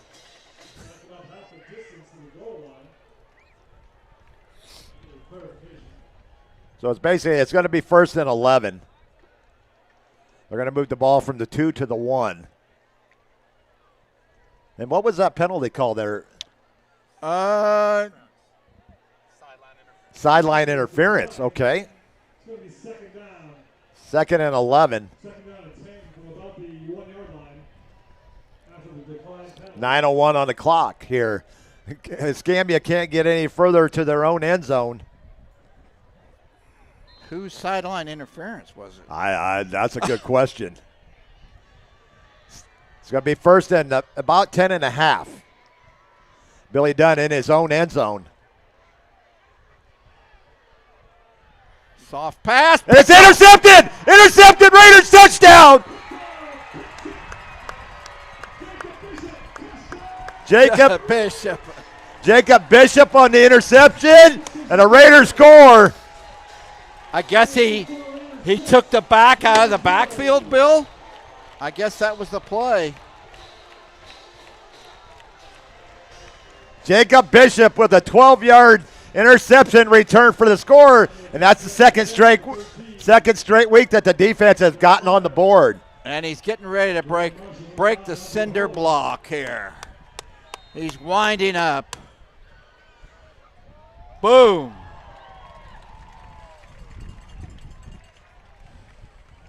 That's the Raiders' 8th interception on the season. High snap. Kick is up, and it is good. Whoa. And Byer stays perfect on the season, 10 for 10 on extra points, 7-0 Navarre. And the Raiders' defense stepping up when they have to in this ball game, Bob. Oh, most certainly. Most certainly. They came to play. 7-0 Navarre. A 12-yard interception return by Jacob Bishop. The ball was a little bit overthrown, and Bishop was right there, Johnny on the spot. And he takes it for 6. That was second turnover, I think, by Escambia. Well, one interception for both teams. One turnover for both teams. Allie threw an interception on the first series. Who threw the ball who threw the interception? Allie Bryant on the second play from scrimmage to start the game. Who was it? Allie Bryant, well, he started tonight. Did he really? He did. First time that he started tonight all season. The Raiders will be kicking off with a 7-0 lead here with 8:54 to go in the second quarter.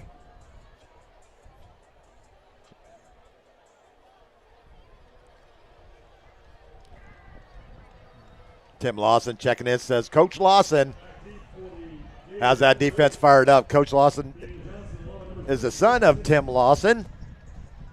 He played at Navarre and now coaching at Navarre. Jack Meyer getting ready to put toe on leather. 7-0 Navarre here with 8:54 to go. And I want to give a shout out to my grandson Jared. He's watching the game tonight on IrishMillSports.com, Irish Mill Sports Live 944 on YouTube. How you doing, Jared? Checking in tonight at the Hamill household.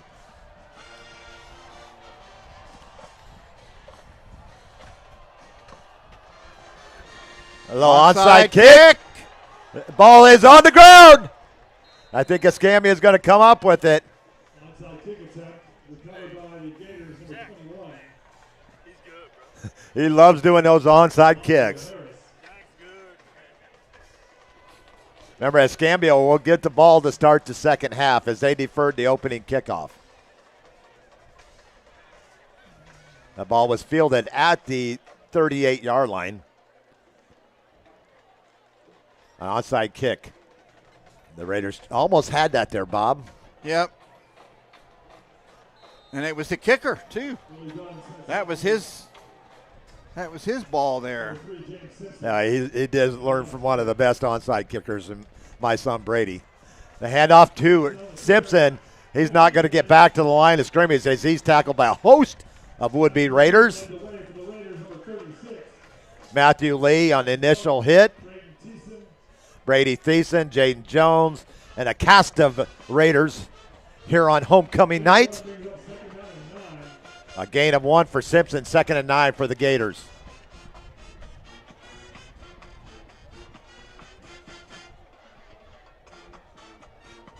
Pass over the middle, almost picked off again. Complete though. It's going to be a first down reception by Daniel McDaniel down to the 36.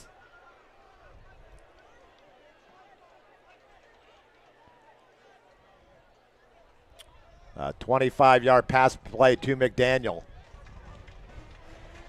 Third quarter score, Madison County leading Pace 12-7. Wow. Niceville leading Godby 17-0 at the half. No surprise there. Bluntstown leading Sneeds at the half 44-6. That offense of Bluntstown is just rolling on all cylinders. It's going to be handoff to Simpson. He's going to cut back. He's going to try and cut back, but pursuit of the Raiders defense, it's going to be a loss back to the 38. You got to go north-south. Speaking of north, Northview and Baker knotted at 7 at halftime. Nice segue there, Bob. You're welcome. Cottondale, Franklin County tied at 14. Osceola Christian leading Calhoun County 28-0. Graceville leading Vernon 20-7. 2nd and 12 for the Gators from their 38, trailing 7-0. This could be Dunn's going to roll out. He's got a lot of yards. He's got a lot of room to run. Jacob Bishop's in pursuit. Going to take him down at the 20. They gave him a favorable spot down to the 28. It's going to be a gain of 10. It's going to bring up 3rd and 2. Yeah, on a 10-yard gain make by that Dunn. Decision a little sooner. Had a lot of room. Somebody that doesn't have a lot of room are the Seahawks of South Walton losing 24-0 in the second quarter. The Catholic? Choctaw. Oh, Choctaw, that's right. It's going to be a handoff to Simpson. He's going to get to the outside. He's got the first down and a little bit more inside the Raider 20, down to about the 17-yard line. It's going to be a gain of 9 for Simpson and a Gator first down. Fort Walton leading Wakulla 7-6 in the first quarter. They move the chains down to the Raider 18, 6:34 and counting here in the first half. 7-0 Navarre. The pick six by Jacob Bishop is the only scorer in this game, and the Gators are going to call timeout. Jacob's probably pretty happy he didn't have that far to run. I know he lifts a lot with you guys, but and he had nobody in front of him either. No, he had a caravan of Raiders down the far sideline. Caravan. Or we could have went with the old one is, we have ourselves a convoy. We have ourselves a convoy. Florida High leading Childs third quarter 30-24. Lincoln has recaptured the lead, leading Gaston County 30-21 in the third quarter. What a good game over there. Taylor County's for real this year. And how bad they're winning, so to speak, at McClay. 35-14. Wow. First and 10 Gators at the Raiders. Let's call it the 17-yard line. 6:34 clock running here in the second quarter. 7-0 Navarre. Billy Dunn in the shotgun. Two backs in the backfield. One lined up in the eye behind him. And they go to Simpson out of the backfield on the pass play. That's their bread and butter. They like to throw those little dink passes to the running backs out of the backfield, and that's a gain down to the 9. Give them 8 yards. It's going to be 2nd and 2. Gain of about 8 brings up 2nd down and 2. Ball at the 9-yard line. 5 of 8 passing so far for Billy Dunn for 88 yards and an interception. 2nd and 2 at they have reached the Raider 9-yard line. It's going to be a handoff to Simpson. He's going to try and fall forward, and it looks like he has enough for the Gator first down. It'll be a 1st and goal at the 7 on a 3-yard gain by James Simpson.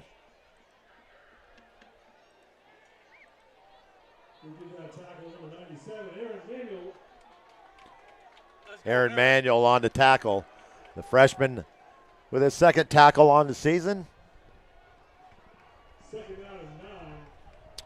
I think it's one of our games we covered. Bishop Kenny defeating Rickards 56-14 on the blue turf. He's about a yard short, so they're going to give him not the first down, but they will get it on this play. And then pushing forward, still pushing forward, and looks like he got in the end zone.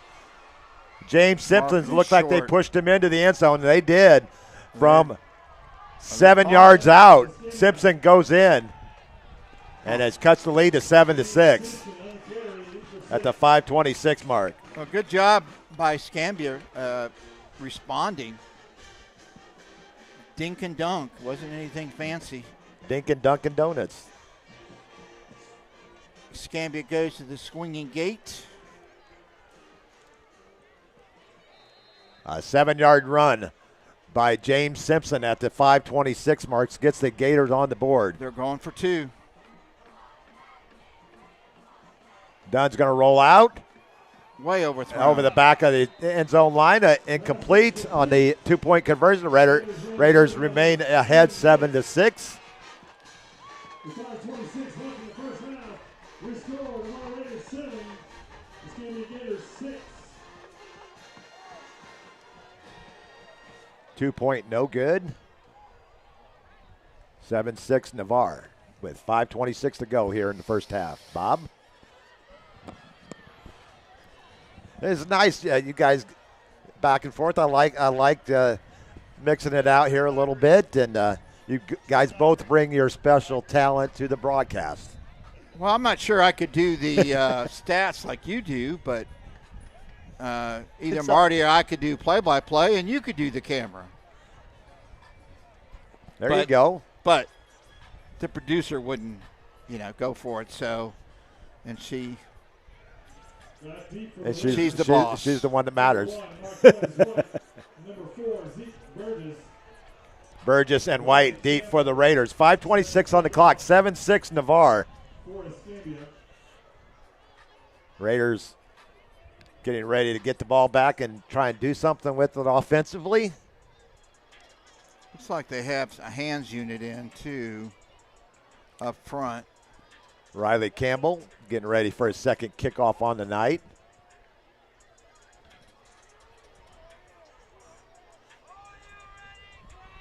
(7-6) Navarre here. Seminole Bob Irish Bill on the call right now. Marty Wilson has moved over to the camera. It's an end over end kick. It is returnable by the up back. And still on his feet. Out to the 37-yard line. Is trying to see. That looked like Landon Johns. Actually, number 23. That is actually Hoyt Gurney on the return. A return of 16. Out to the Raider 33. Our interviews Wednesday, I thought, went really well with the athletes and the and Coach Steve Gardner. Sock Juice checking in. Mr. G, Tim Keene, Debbie checking back in. Kim Cook, way to go. Terratol sign, go Raiders. Pass complete. Marquez White out to about the 38-yard line. Let's see where they're going to spot the ball. Going to spot the ball at the 41. A gain of 8 to White on his second catch of the night.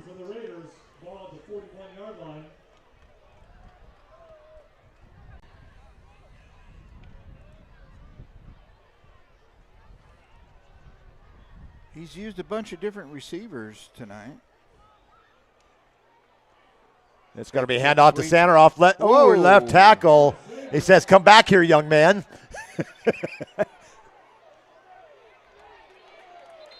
And there is a late flag there. I'm not sure if it was on the Raiders.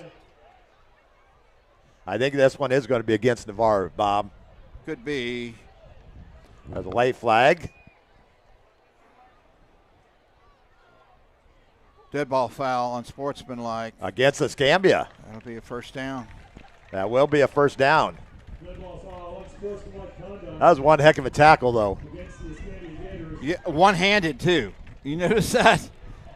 That's why they got away from those rip-torn jerseys those rip-away jerseys from years ago, back in your day, Marty. And Coach Bennett asking for an explanation on the far sideline. That's a third penalty of the quarter. And that will move the ball into Escambia end of the field. It's a 15-yarder right there. Navarre's fourth first down of the ball game. And Coach Bennett has still not left the field. And it's going to be first and 10 Raiders at the Escambia 43 with 4:43 to go. 4:49 here to go in the second quarter. 7-6 Navarre. Handoff up the middle. Marquez White. It's going to be a 2-yard gain for White. They'll bring up second and 8. Adrian Battle with the tackle. 4:30 on the clock. And we're going to have timeout Escambia. We have an injured Raider on the field, Bill. 4:30 on the clock, 7-6 Navarre. They'll have a second and 8. There is an injured Raider on the field right now at about the 42-yard line. 7-6 Navarre. That would be Jared Hoyla. 64 is the backup taking snaps, Bill. Elijah Gaska. You're familiar with that last name, as we got to call Easy. Easy has done something that probably not a whole lot of first-year freshmen get to do in college. His first week he starts at center. His next week he starts on the defensive line at Capital University in Columbus, Ohio. You don't see that very often. Nope. but he's a smart young man, and he can pull off both of those positions. It's going to be 2nd and 8, Navarre. Elijah Gasca in. We almost saw Elijah last year as a freshman. He's a solid center for the Raiders. He is their backup. Bridges goes in motion from right to left. 2nd and 8, Navarre. It's going to be Allie Play Bryant. action. One-on-one, it's there! Oh! Intercepted. Almost intercepted, almost caught, almost intercepted. It's going to bring up 3rd and 8 for Navarre on the incomplete pass. So much excitement in the incomplete pass there, Bob. It had about another yard on it. That was 6. I believe so. True that. Good, nicely thrown the ball there, though, by Allie Bryant. Yes, he did throw it into the wind. And they were playing hot potato at the end of that play, though. Looked like I don't want it. You take it. No, you take it. 3rd and 8 for the Raiders at the Escambia 41-yard line. It's going to be Sanders on the bad snap. The bad snap. He's going to get out inside the 40, down to about the 39-yard line. That was a nice play by Curtis to keep control of that ball. And they are outside of field goal range, so I'm assuming that the Raiders will go for this here with under 4 minutes to go in the first half. It's going to be a gain of 2 by Sanders down to the 39. It's going to be 4th and a long 7. Trips to the near side. Nobody on the side. It's empty over there. And he overthrows his intended receiver. It's going to be a turnover on downs for Navarre. Escambia will take over on downs. Just not really much any consistency with the passing game so far for the Raiders tonight, Bob. No, none whatsoever. And 3 for 12 passing for Navarre. Just like them to keep hammering the running game. But 7-6 Navarre. They do have the lead. Actually showing both teams with 2 timeouts left. 1st and 10, Gators, ball to 39.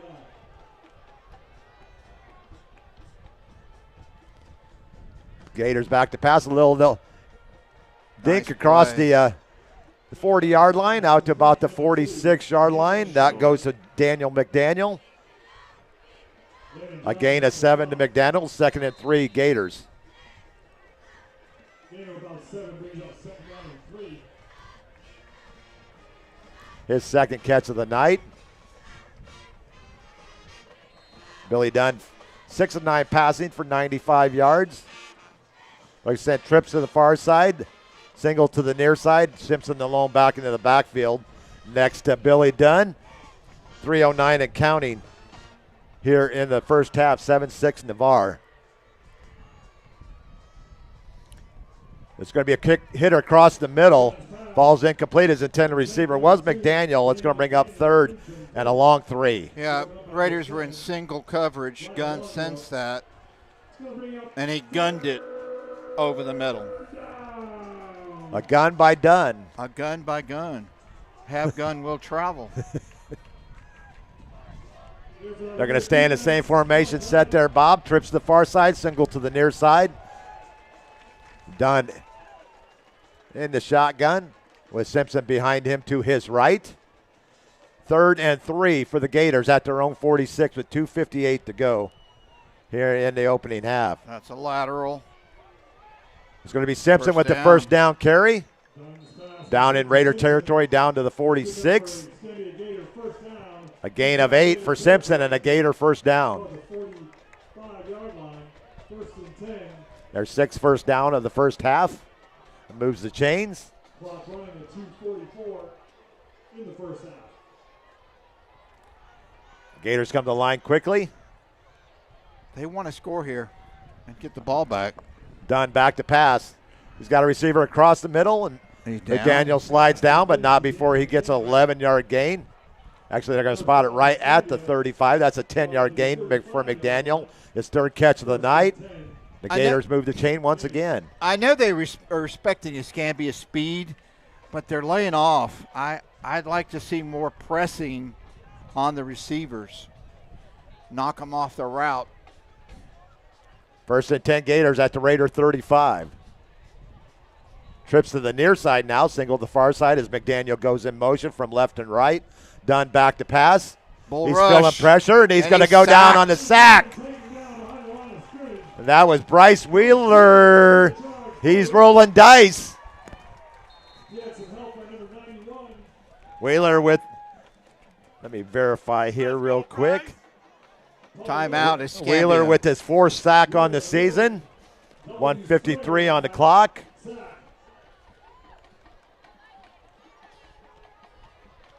And that's going to be a loss back to the 41, a loss of 6 on the sack. That was huge. By Bryce Wheeler. The 2nd sack of the night by the Raiders. Matthew Lee with the other one. Probably takes them out of field goal position currently.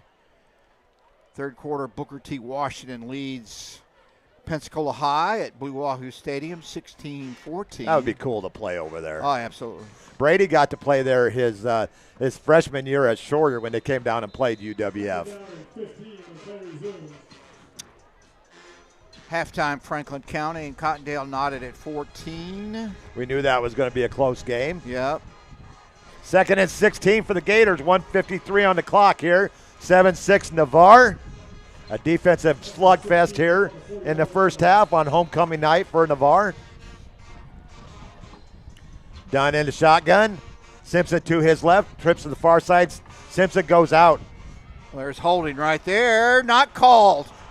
Not And called. that's going to be a touchdown. That was, speaking of getting your wallet. McDaniel with the 41-yard touchdown reception. Right in was mugged. At J. the 144 Fred mark. Muggs. Ugh. They're going for 2. No, they're not. They're going for 1. A 41-yard pass play from Dunn to McDaniel. They're going, I don't know what they're going for. They're going for 1. Riley Campbell on to take the extra point. Kick is up and good.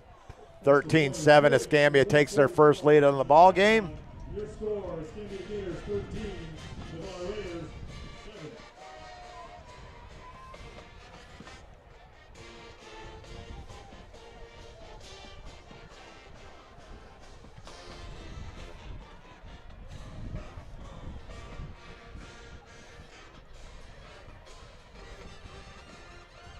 We thought the Godby game might be close early. 17-0 Niceville, 3rd quarter at home. Trying to avoid their 3rd straight loss at home. That's not going to happen tonight, I don't believe. You got Bluntstown, guys. That offense has just been rolling all year. Last week was their lowest scoring game with 38. They're averaging over 50 points a game, and they're going to get 50 again tonight. Burgess and White back deep for the Raiders, standing about their own 10-yard line. Riley Campbell will put toe on leather here for Escambia Gators. They got their first lead of the night, 13-7.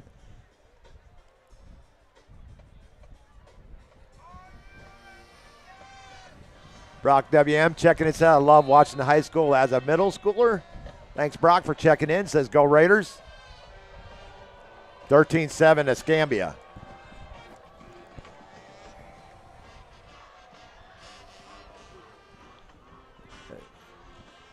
It's going to be Raiders going to pick it up late. A nice return over the 40-yard line by Zeke Burgess out to the 44. The 25-yard return for Burgess, and the Raiders got great field possession, Bob. Yep, absolutely. Class of 2005 having a 20-year reunion of Navarre. I'm going to test your brains because I don't have any right now. 2005. How about some football players from that team? That's funny. It's funny that you should ask, Bob. Because you know I got rosters. You got the Roosters. Let me see if I have a roster from 2005. I do not. I do not have a roster from 2005. Allie Bryant back to pass. It's there. Oh, yeah. Oh, man. Marquez White wide open. Safety was late getting over to help.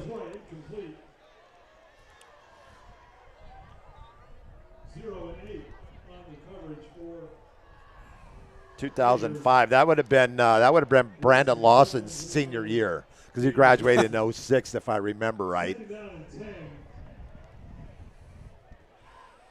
That's going to be 2nd and 10 as 8 seconds go off the clock on that play.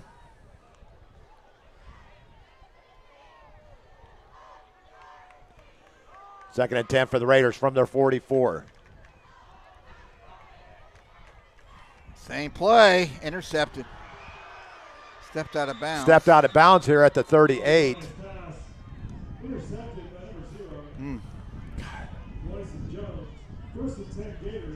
He's throwing it too far in front of his receivers and not really giving them a chance to come down with the ball. Certainly respecting their speed. You know, Allie was known to really zip the ball. I don't know how much the wind is playing into it, Marty, if it's affecting the throws. 13-7 Escambia, and they're going to get the ball back to start the second half. So hopefully the Raiders defense can stop them from getting back on the board here, Bob. Yeah, that wasn't a long possession. 2 plays, 2 incompletions. Well, 1 incompletion and an interception. 1st and 10 Gators back from their 36. Screen. A little screen play to Simpson. He's got some open room to run, and we breaks the tackle, but not before Luke Eberhardt makes the catch. Actually makes a tackle at the 42. That could have saved a touchdown there. 24-yard gain to Simpson on the little screen running back screen play. 42-yard line, 1st and 10. Gators, 1:07 left in the first half. Blitz back coming. Across the middle. Interference. Nope. It's going to hit the ground first to bring up 2nd and 10. Got away with one there. 9 of 14 now. The numbers starting to add up for Billy Dunn. 19 of 14 for 170 yards. All of them here mostly in the second quarter. 1:03 on the clock.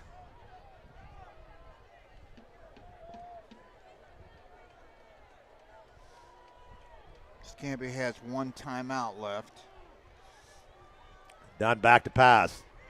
He's feeling pressure. And I think Mr. Simpson heard footsteps. Sure did. And that was one Landon Johns that was providing those footsteps. 3rd and 10 for the Gators at the Raider 42 with 59 seconds to go in the first half. 13-7. Escambia just took their first lead moments ago. Twin receivers both sides. Simpson in the backfield to the right of Billy Dunn. Dunn back to pass. He's got a receiver and a first down, a gain of 11 down to the 31. And that's Cam Taylor with his first reception of the night. A gain of 11. Curl pattern.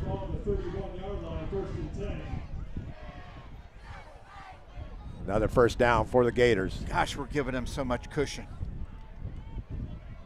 And now giving him time to pass. That ball falls incomplete with 34.4 seconds to go.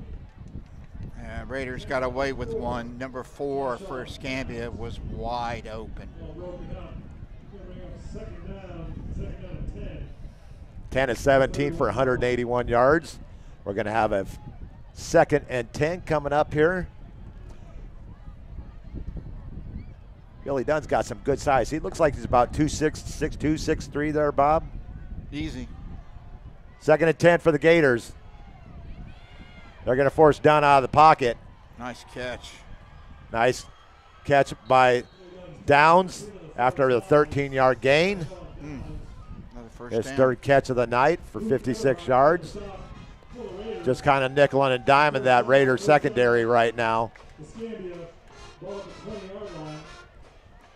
26.1 seconds to go here in the first half. Escambia trying to put some more points on the board. Like I said, they're going to get the ball to start the second half as well. This is huge here. See if the Raiders can get a little stingy here as they get into the red zone. First and 10 Gators at the Raider 20. Whistles and flags. And Bryce Wheeler, or that was Casena, was getting ready to say hi to Mr. Dunn. Timeout, Navarre. We gave up a touchdown in the Mosley game, I think, didn't we, Bill, right before halftime? We did.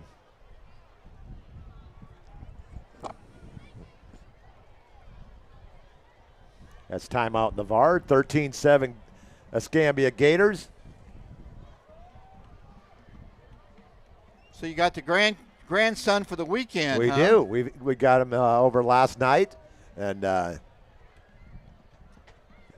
want to send out my prayers to my future son-in-law, Cole. He's been in the hospital for a couple of days, and we're sending our well wishes to him for a speedy recovery. And he had not a hole in his head, a hole in his stomach. Yeah, a bleeding ulcer, unfortunately. But it could have been worse. So absolutely. With time, he will heal and he will mend. And bland diet coming. Billy Dunn back to pass. He's got a receiver across the middle and gave him way too much room. Oh, yeah. You cannot give him that much room. Oh, wow. And it's a touchdown to Escambia with 16 seconds to go. A lot of cushion there. That was McDaniel with his second touchdown reception. 20 yards out, and Escambia back on the board. The Raiders secondary have no answer for this receiving core of Escambia. Can't play behind a man. High snap. Partially deflected, but it goes Kick is through. still up and good. 20-7 Escambia. Final from Tallahassee, Lincoln outlast Gadsden County 30-21. Liberty County shuts out Weewaw 42-0. Wow. Crestview, next week's opponent, leading Pine Forest in the first quarter 26-0. I'm sure that's incorrect quarter.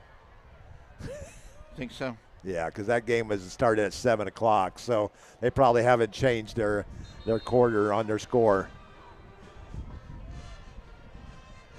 But Blountstown leading Sneeds 52-6. But Billy Dunn having kind of a field day here in the second quarter. 9 of 14, 161 yards, 2 touchdown passes to McDaniel. And a 20-7 lead. Yeah, they put in an extra DB too. That's what's frustrating. And rush 3, no pass rush whatsoever. Gunn just sit back. And well, the Raiders really haven't gone up against any passing teams in the last 3 weeks. So correct. So they've been concentrating on the run. Haven't been much successful with that either. But that's the best passing team that the Raiders have seen all year. Nice return by Zeke Burgess out to the 33. The Raiders will have maybe 1 or 2 plays here. 12 seconds left in the first half. Halftime will have our home coach. Madison County in the fourth quarter continuing to lead pace, 18-13. Wow. We knew that was going to be a great game. Yeah. Homecoming events of halftime. The defense has been out there a lot in this second quarter. Sure has. Allie Bryant bringing the offense back out with 12.5 seconds to go here. 20-7. Escambia out in front. They've ran off 20 straight points here in the second quarter. And it's going to be timeout Escambia. Timeout Escambia. That should be it. Both teams should have 1 left, 1 remaining. No, that was Escambia's last. That was our last one, okay. We'll take that off the board. Navarre with 1 left. unless we have a breakdown in the secondary. It looks like we're going to go to the half 20-7, Bob. A lot of points in that Florida High Childs game. Bluntstown in the end zone again. 52-6. Wow.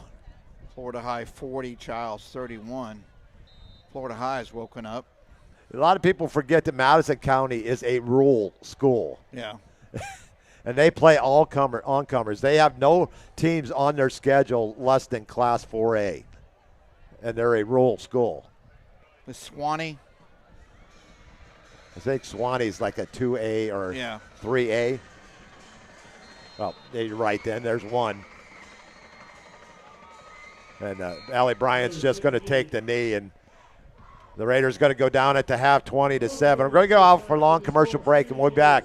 Your halftime score here at Bennett C. Russell Stadium on homecoming tonight. It's Escambia 20, Navarre 7. We'll be back after this break. A strong work ethic takes pride in a job well done. This is the kind of person you need.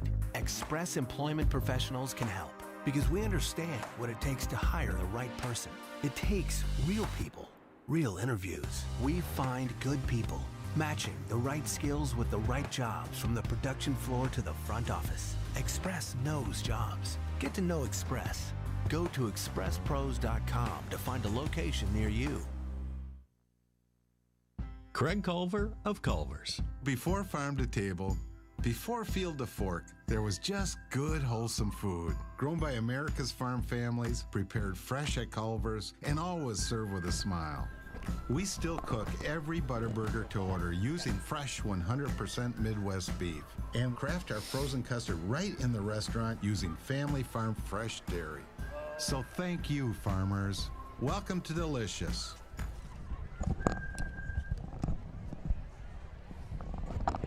We're back at Bennett C. Russell Stadium on a blustery Friday night.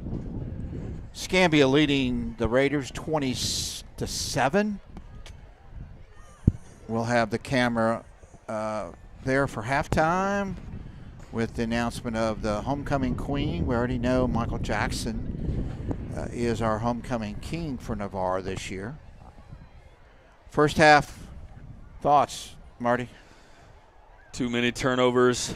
A lot of pass attempts down the field. We haven't had anything really intermediate or short. I don't know. It's frustrating to lose and to be losing, but to to turn the ball over the way that we have so far, very, very frustrating.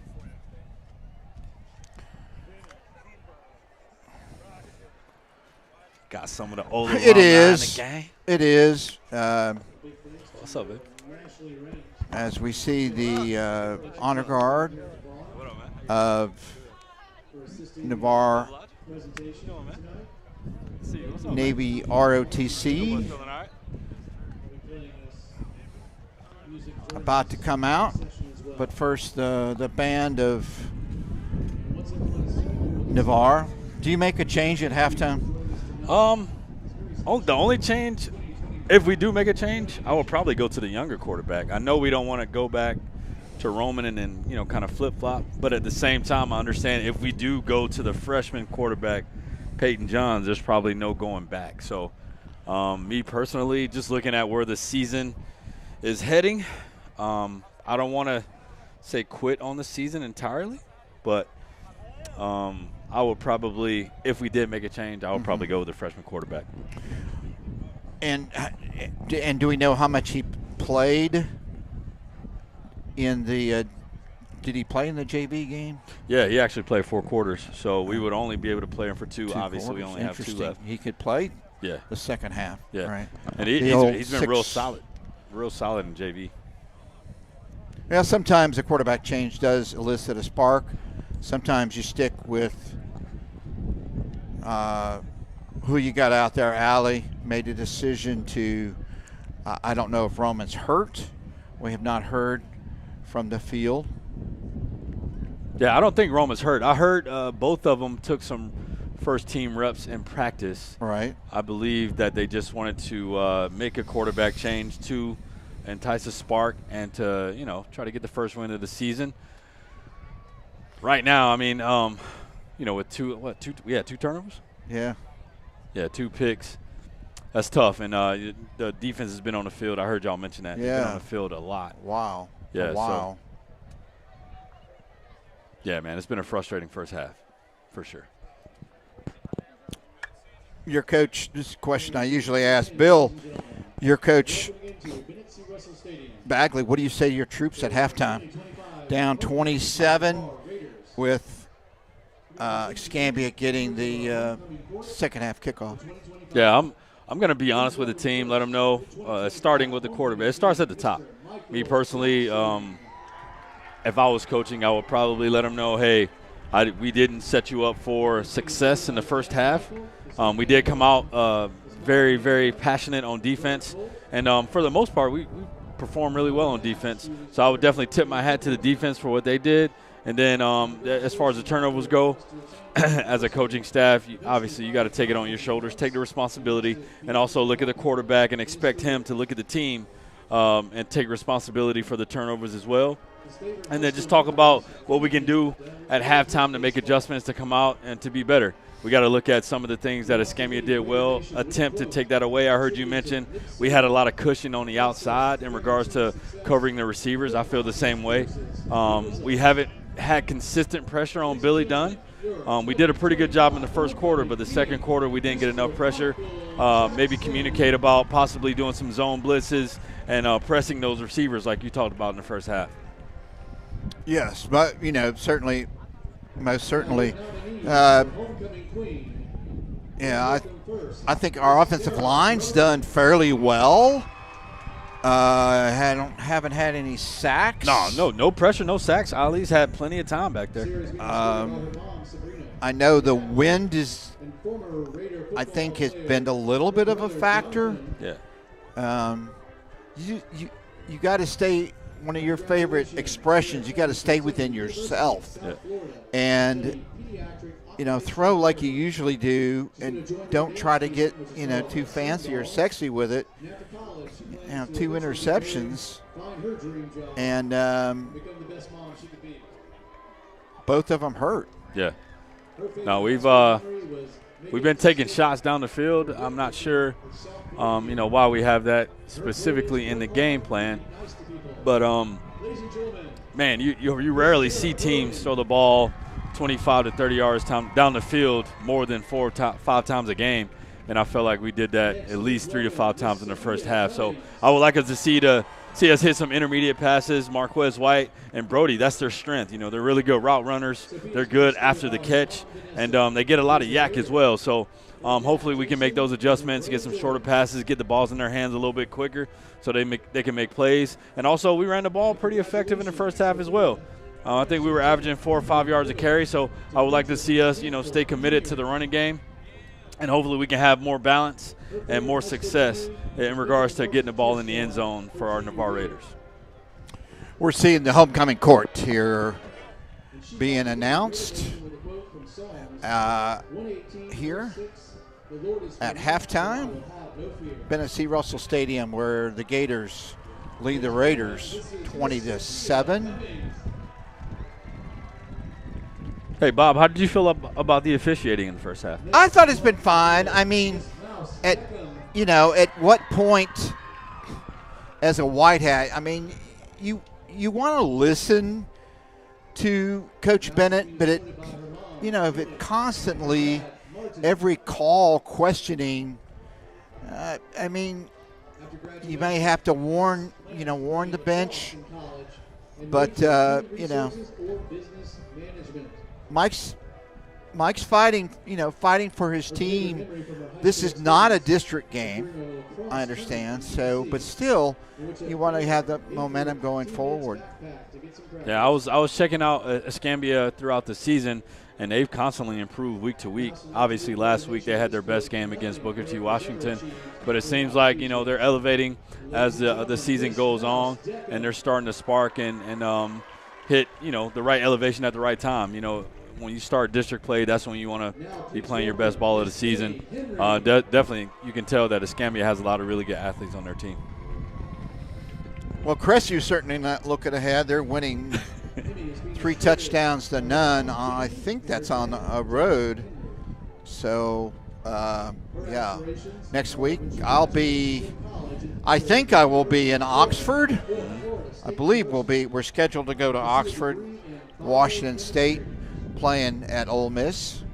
And so you may need to, or you will need to help me out, take over play-by-play, or color rather. Yep. No, I got you, man. Always.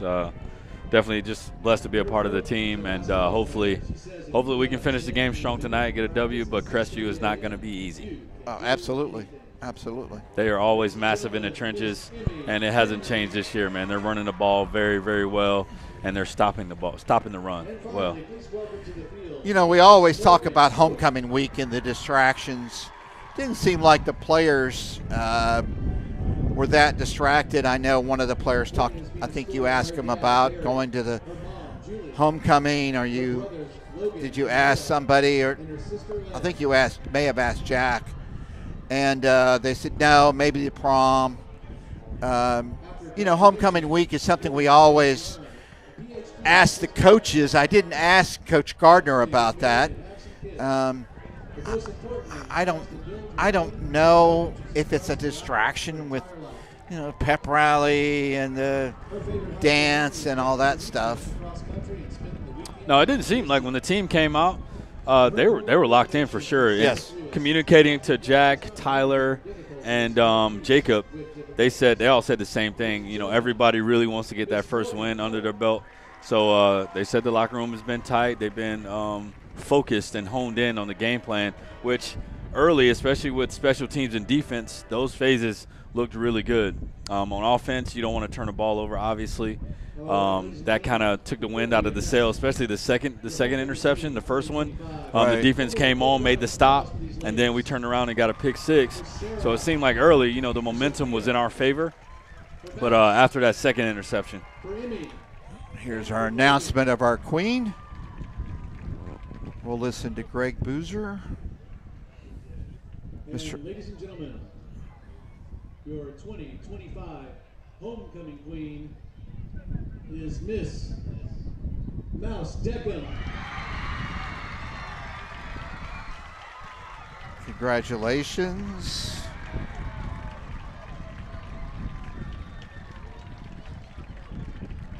That young lady seems to be a fan favorite. Yes. They did a good job of selecting the queen this year. Well, I was wanting to try out to be the one of the homecoming potential, but they wanted me to shave my legs, and I said no, I wouldn't do it. You know, I bet you those gowns. You've got daughters. Yes. Yeah. Yeah, they're pretty expensive. Probably more than one of my car payments. Yeah. You think? Yeah, man. I mean, those are beautiful dresses. I'm not a connoisseur of dresses, but well, I'll tell you, me, you, and Bill, and our circle, man, we're kind of we're frugal, if you will. So you might be right. I think the dresses might be more in my car payment maybe as well. Sackcloth is all I could afford. Burlap bag, cover my face. Yes, sir. You're at halftime here at Bennett C. Russell Stadium. We're just under 5 minutes. There's our king and queen getting their pictures made. I don't know how they're selected anymore. It used to be student body. I assume that maybe it's the same way. Yeah, I believe that's the majority of the vote. She may have been a cheerleader. I don't know. Yeah. I like that honor guard. Look at there, Bill. Yeah, man. They look like that. Sharp. Like that. So, Steve, well, he retracted his message. Yeah, I was gonna ask how do you feel about the play calling. He's absolutely right. Yeah. Absolutely right. Grandpa Gasca from Hawaii. Lucille Gasca. Grandma Gascon. Oh, Grandma Gascon. Grandma My Gascon. bad. What's going on, man? I don't have. How are you? Yeah. Probably a whole lot warmer in. A little breezy up here on the roof tonight. It's let's see, 75 degrees and cloudy. Yep. That's your weather report. Hey, Miss Lucille, I know you got to be proud of your young grandson, Eli. He does. He did look good coming out at center. He's been playing well on junior varsity as well, being a sophomore center. It's a big deal. You got to be very intelligent to play that position, especially as a younger athlete. So I know you got to be proud of him. Oh, most certainly too, and you got to always be ready. Yeah, Marty. Yep. Right? Yeah, no, absolutely. So the funny thing was, is as soon as the starting center got injured, Jared Hoya, I saw young Peyton Johns, the quarterback. He was the first one on the sideline that recognized it, and he was communicating with Eli to come over and get some snaps. Because Eli was looking out there like, oh my goodness, am I about to go in? What? I think this is his first varsity experience on the field. So that was a pretty good moment for the young athlete. I think we need to, honestly, Bob, if things don't get better early in the third quarter, we got to start utilizing our younger freshmen. We got about 4 or 5, I believe, on the sideline. We should start getting them some playing time. And if they play 4 quarters, they're eligible, according to FHSAA, yes, to complete 6 quarters so they can play. Yep, the whole half. So, me looking forward, we don't want to give up on our seniors. Obviously, No. we want to send the class of 26 out on a high note. But at the same time, we got to build for the future, considering that we have a new high school in the area next year, Soundside. We want to make sure that our younger athletes understand that we value them and we would like them to be here in the future. Yes.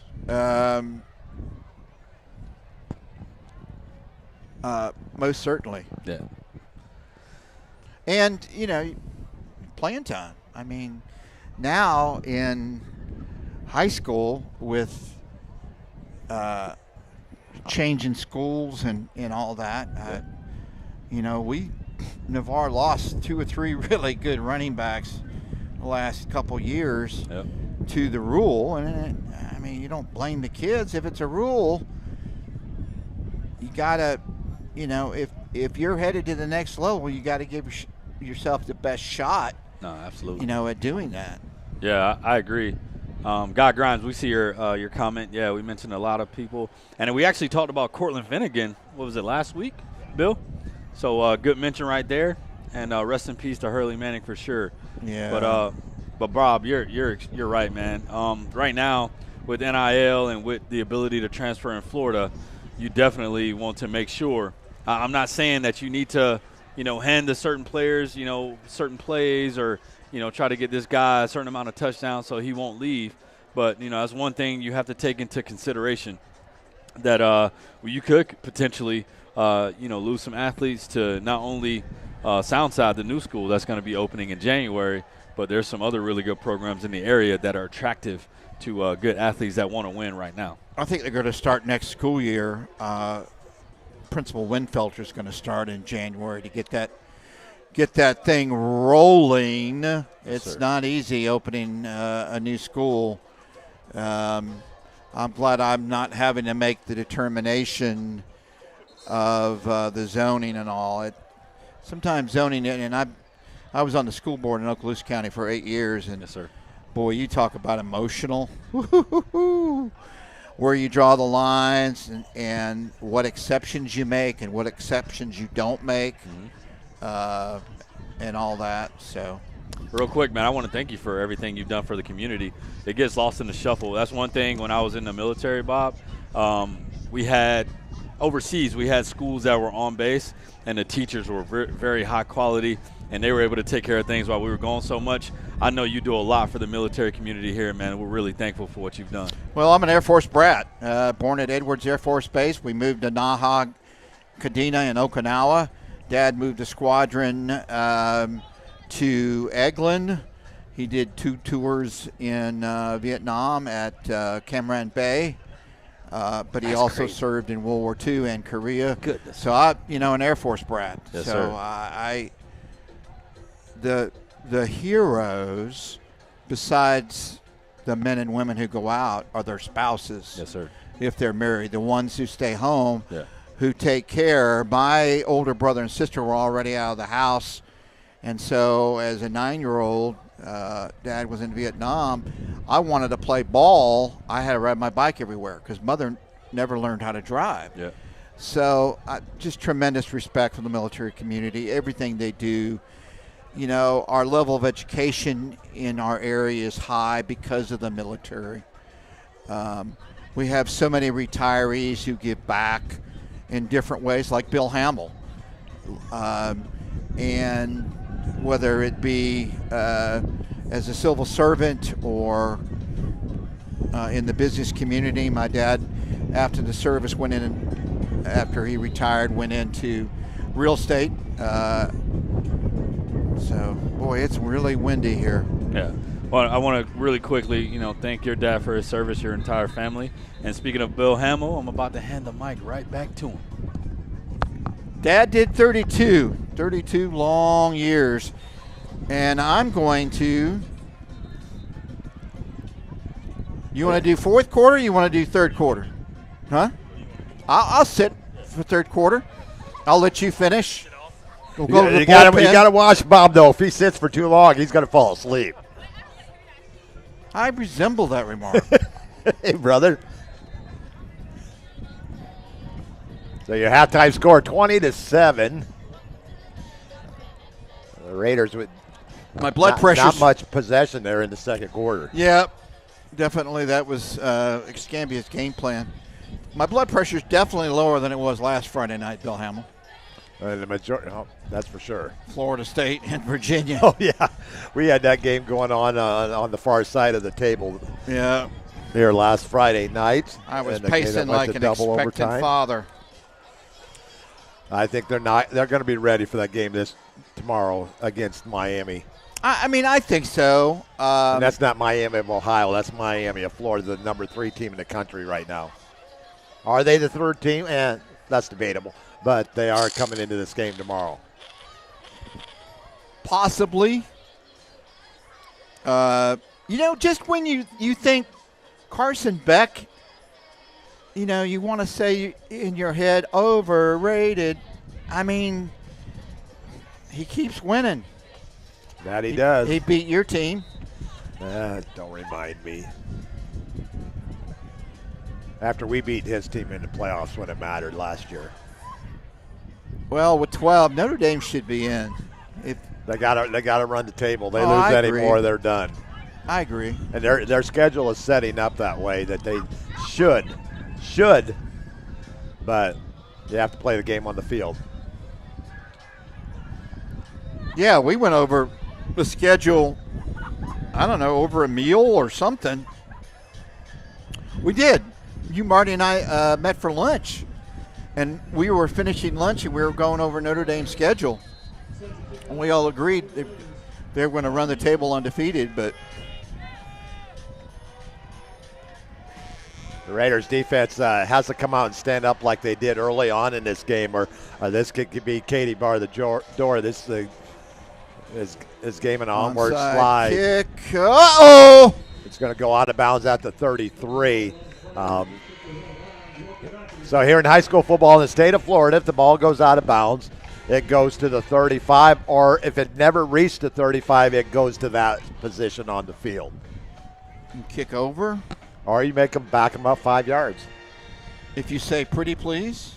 I don't think there's going to be any cherry on top on this one, Bob. Yeah, looks like they're going to take it where it goes out of bounds. I asked Marty the same question. I'll ask you, what was Coach Bagley's message? I bet you it was heated. It was a heated message. Fire them up. They're just not. They're leaving a lot of empty space in the secondary, and when they do get a chance to tackle, they got to be able to come up and just flat out hit, and that they're not. So they're going to spot the ball at the 37 where it went out of bounds. Oh, Mike's unhappy about something. Coach Bennett, when is he ever happy, really? And I'm not saying that in a bad way. That's just his coaching style. He's been around these parts for a long time, Bob. They didn't have enough players on the field. Into the I think backfield. he knew that, and Into with the the discussion with the White Hat's letting him come out on the field. And to start the second half, they have their backup running back in there, Jaquez Lutley. He did not play in the first half. 1st and 10 Gators from the 37. Play action. Ooh. And that ball should have been intercepted. Chase Moses should have had that one. Yeah. That receiver got rocked.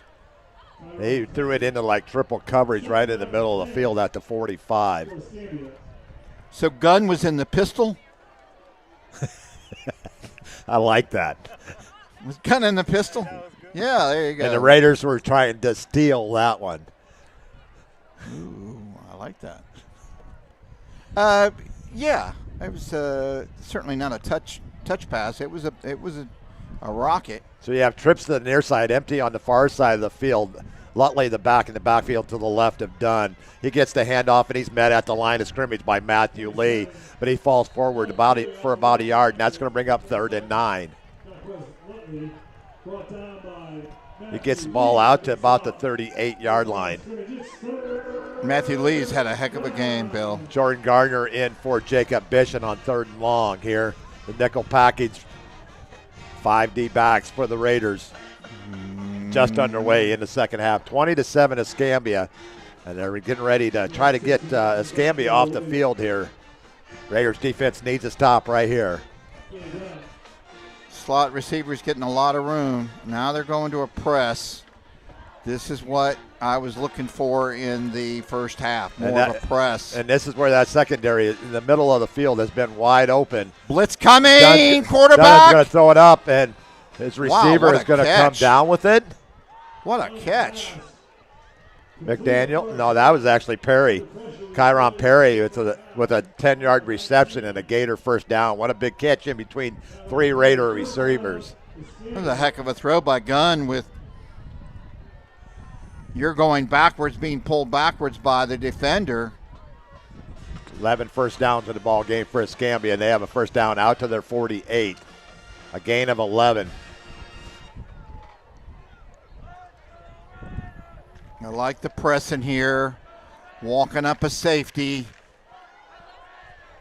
Nice tackle. Nice pursuit there by Luke Eberhardt. Completed pass to Keegan Britt, his first catch on the night. It's going to be a gain of 2 to Britt. Keegan Britt, nice tackle by Luke Eberhardt. The 50-yard line. It's going to be 2nd and 8 at the midfield stripe. Clock running down to 10:05. Here in the second half, just underway. Escambia with a 2nd and 8 from the midfield stripe, up 20-7. Dunn looking over to the sideline. They got trips on the far side. Single back is James Simpson. It's going to be a quick hitter across the middle. Incomplete. Off the hands and incomplete. It'll bring up 3rd and long again. The intended pass guy there was Kayshawn Downs. Good coverage there in the secondary by Navarre. Tennessee Shanky's checking in. Shanky, a close one last week against the Mississippi State team. Shanky's kids all graduated from Escambia High. Did he really? He did. Nico, his son, was a baseball player over there, and both of his daughters were softball players at Escambia. Really? Yep. 3rd and 8 for the Gators at the midfield stripe. See if the Raiders can get off the field here with 9:42 on the clock. A 3rd and long. See if Bennett's they can convert back. Timeout. And Escambia is going to call timeout. That'll bring up 3rd and 8. 9:37 on the clock. 20-7. Escambia on top here. They take their first time out here in the second half. Early on. You don't really like to take those early on, Bob, because you don't know how you may need them at the end of the ball game. Arnold's taking the lead over Walton 28-21 in the fourth quarter. Did not. Baker Northview's a close game. I didn't think that was going to be close at all. No, Baker 22, Northview 19, fourth quarter. Wakulla all over Fort Walton 30-7. No surprise there for your alma mater. Graceville leading Vernon 36-7. Battle of winless teams. Battle of attrition there. Choctaw leading in the fourth quarter over South Walton 38-6. He just cannot score on that Indian defense. Taylor County. That's 34 points in their first 7 games that they've given up. So less than a touch, actually less than 5 points a game they're giving up. 3 shutouts. West Florida leading Gulf Breeze 35-6. Crestview Pine Forest score still says first quarter. That's not. That's Niceville defeats quarter. Godby 17-0. So Niceville gets their win at home after 2 straight losses. And Bloodstown blusters Sneads 58-6. Gosh. They're probably scoring more points than their basketball team. Billy Dunn in the shotgun, twins to both sides. Perry goes in motion. Dunn looks. They're going to throw a little screen pass across the middle, but the Raiders defense sniff it out. Great defensive pursuit there by Braden Thiessen. And that's going to be a gain of 2 on the completion to Simpson. And that's going to be 4th and 6. That was huge. That was huge on the first drive. Huge. Ryder Longo, number 7, back deep for the Raiders.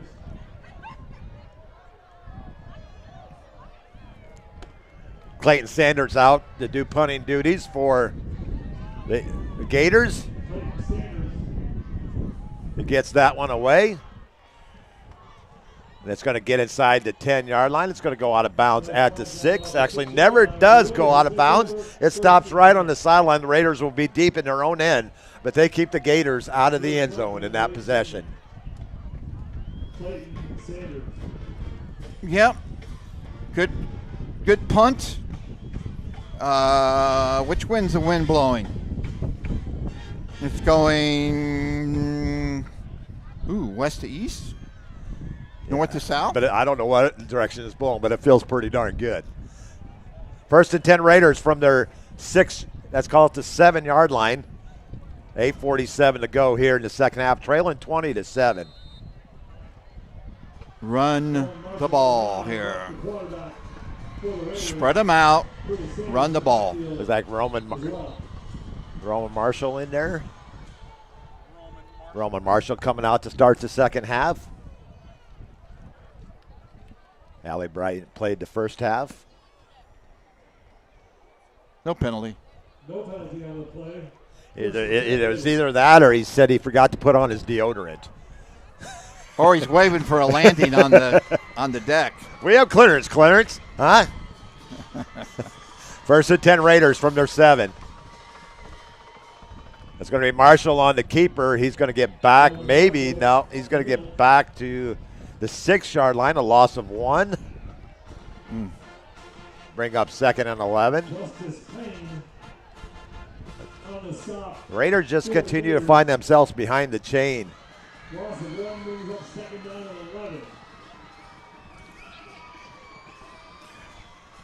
We had mentioned that the Big Bubbas in pass protection had not allowed a sack. Hand off to Sanders, and he's going to lose another yard back to the 5. It's going to bring up 3rd and 12. Well, we'll see if the Raiders go conservative here and run the ball again because their end zone's right there. Ball back to the 5-yard line. Third down 11 for the Raiders.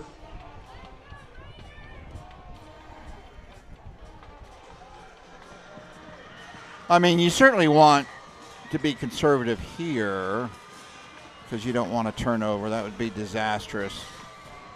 Looks like they're going to run the ball. Nope, play action.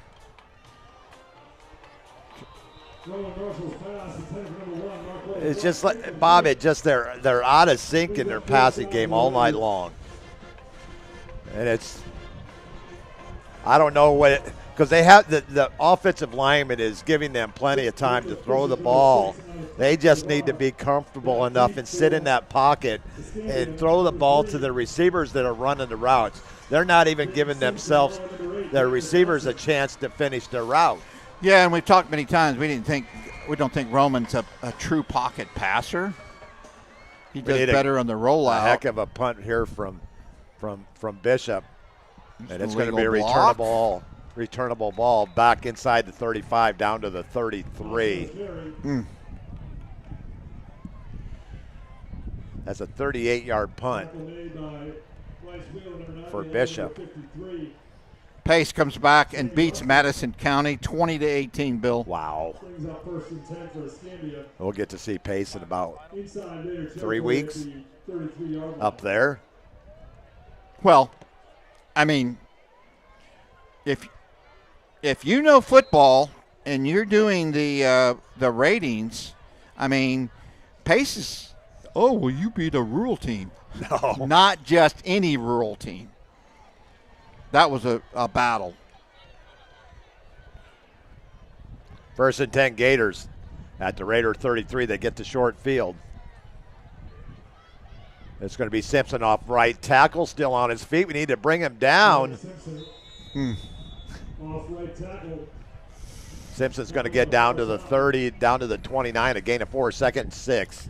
Baker hangs on and defeats Northview 22-19, Bill.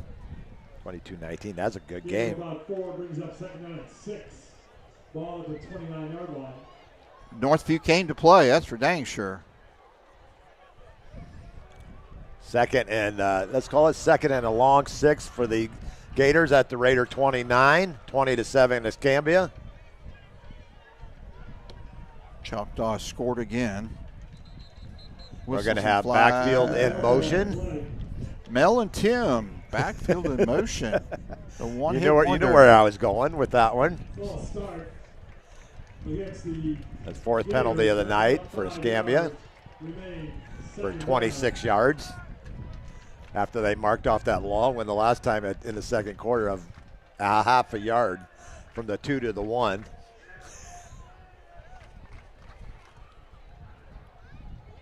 Choctaw all over South Walton, 38-6, 4th quarter. It's going to be 2nd and 11.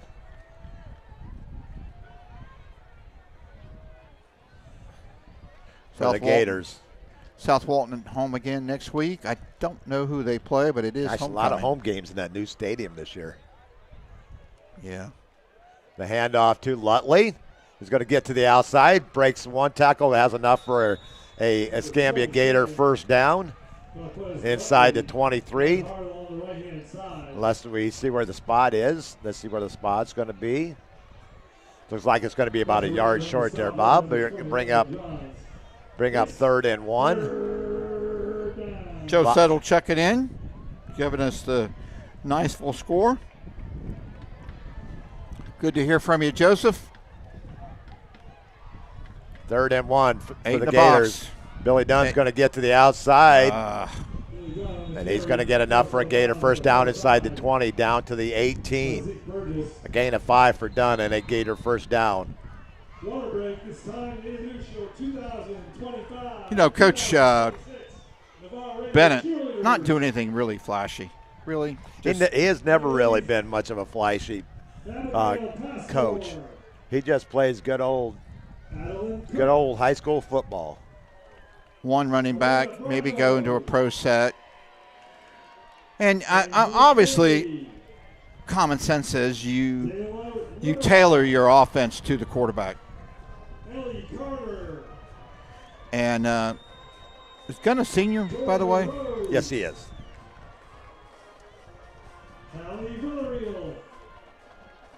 Billy Dunn. Jaden Bradshaw. Jalen McMillan. So 20-7 lead as Navarre got on the board with a 12-yard interception return by Jacob Bishop. But it's been all Escambia since then, 20 straight points, and they're knocking down the door here on this drive as they've reached the Raider 18-yard line with 6:09 to go. We're at the water break. Marty Wilson on the camera right now. Seminole Bob sitting next to me, enjoying this beautiful fall night in the Panhandle.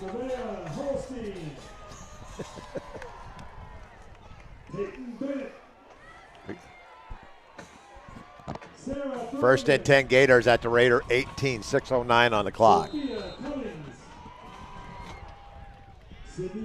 What time do the Catholics play tomorrow?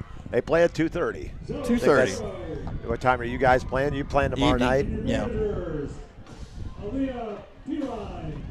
Play action, corner route, maybe interference. No flag on the play. Tight coverage over here by Jaden Jones. Going to fall incomplete. It'll be 2nd and 10. Got the same Big Ten officials we had last week. All right. That was good, Bob. Big Ten basketball. You know about Big Ten basketball. That was good, Bob. Unless you bleed, it's not a foul. No red, no harm, no foul. Only red is Bobby Knight in your face. I always loved his last line going out, though. I want to be buried upside down. So all the reporters can kiss my backside. Nice job by, what a That's catch! picked off! Picked off! Still on his feet. What an adjustment. Receiver was and a late open. flag. That's going to be 15 more. Landon Johns. Landon Johns with the interception. And he's going to return it out to the 20, actually out to the 32-yard line. That was at the goal line, so that's a 32-yard return. I think they're going to tack on 15 more. Raiders' second interception of the night, and their 9th on the season. Dead ball foul, personal foul against the Gators. So that will move the ball all the way out to about the 47-yard line. Yep.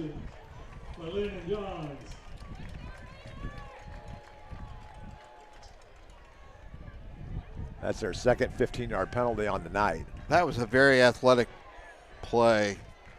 I tell you, he scores on the fumble last week. He was part of that block punt last week that Jaden Jones got. He almost scored, but Curtis came up with that one. They're going to move the ball out to the 41-yard line. A 25-yard return on the interception by Johns. Oh, halfback pass. Oh! Maybe he should have got rid of that one. Wow.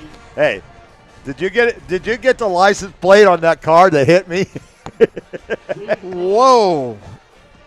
That's going to be a 5-yard loss. I think we need to stop with the razzle-dazzle and just run basic football because we haven't learned in the last couple of weeks how to run basic plays. Yeah, I think Marquez says let's file that play for another time. In the garbage can, foul 13. 2nd and 15 for the Raiders. They continue to play behind the chains. As Nice Marquez pitch. White Whoa. into the secondary, a face mask right there that they did not call because the official's too far down the line to see that face mask. They only got 7 officials out there. Come on, guys. It's a Marquez White with a nice pitch by Roman Marshall at the last second. And they go from the 36 down to the 31. A 14 and 19, that's 33-yard run by White. And a Raider first down. That was something different we hadn't seen. Marshall back to pass. And a nice catch just off the turf. Shoelaces. That was Curtis Sanders with the nice catch there. And that's Marshall's first completion of the night. It's going to be a gain of 3. Nice catch there by Sanders. Better than a loss of 5. 2nd and 7. So the interception by Johns, the penalty, and the Raiders are in Gator territory at the 28. Giving their defense a break here. Escambia was looking to go up 3 scores, but the Raiders see if they can come back and cut this to 1 score. It's going to be Sanders pitch, and we're going to have a hold on the outside here. The white hat threw that one, so you know what that one is. That's a pretty good throw by the white hat, about 20 yards. Probably the best pass we've seen all night. I'm sorry. You're brutal. You're brutal. Into the wind, too. Into the wind. But those are weighted, aren't they? Are those weighted at all, Bob? They are. Okay. Yeah. They have weights. Most of them now have sand. Illegal procedure refused. Holding, they're going to take the hold, naturally. I threw a flag as a line judge one time, and you're supposed to throw it towards the feet, not toward the ground, obviously. Did you hit somebody? I did, and wrapped it around his face mask with the weight. That was a pretty good throw then. Yeah, you had some heat on it. I about injured the kid. That's not good, but.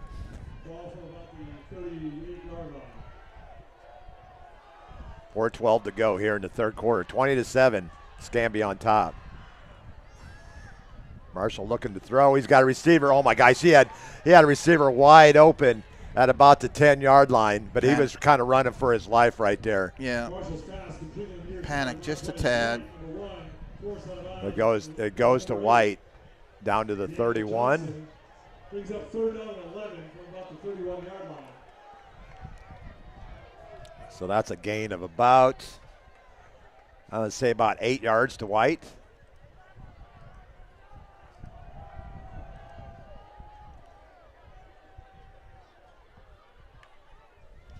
Marshall back to pass. It's there. Oh, there's holding. Come on. Oh, there's holding. Come on, you got to throw that. 7 officials. Gentlemen. Guys.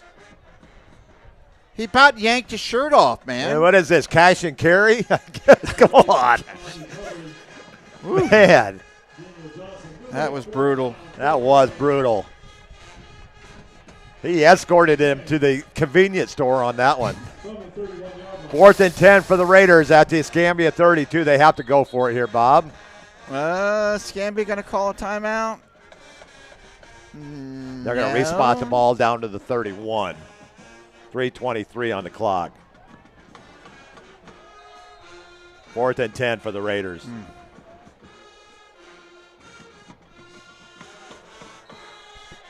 Got talked into it. I think that's going to be on Escambia as they jumped at the line of scrimmage. So this is going to be a manageable 4th and 5. But they are in field goal range now, Bob. Yeah. But you're down 2 scores. You're down 2 touchdowns, so. It may change the play call, though.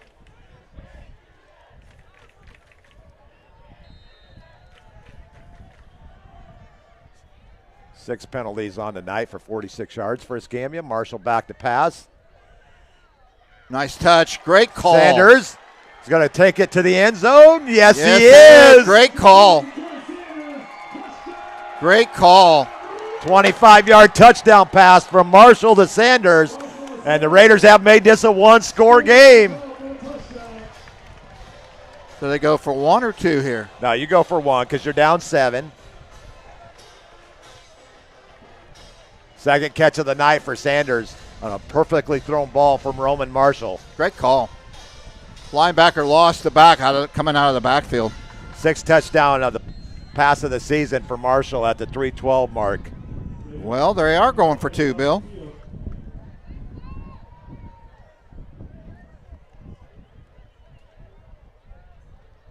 And it's successful. No? It looked like he got in. It sure did. I really don't understand that play call because you're down. You cut it. It's a 7-point ball game. You kick the extra point. You're down 6. I don't understand that, Bob.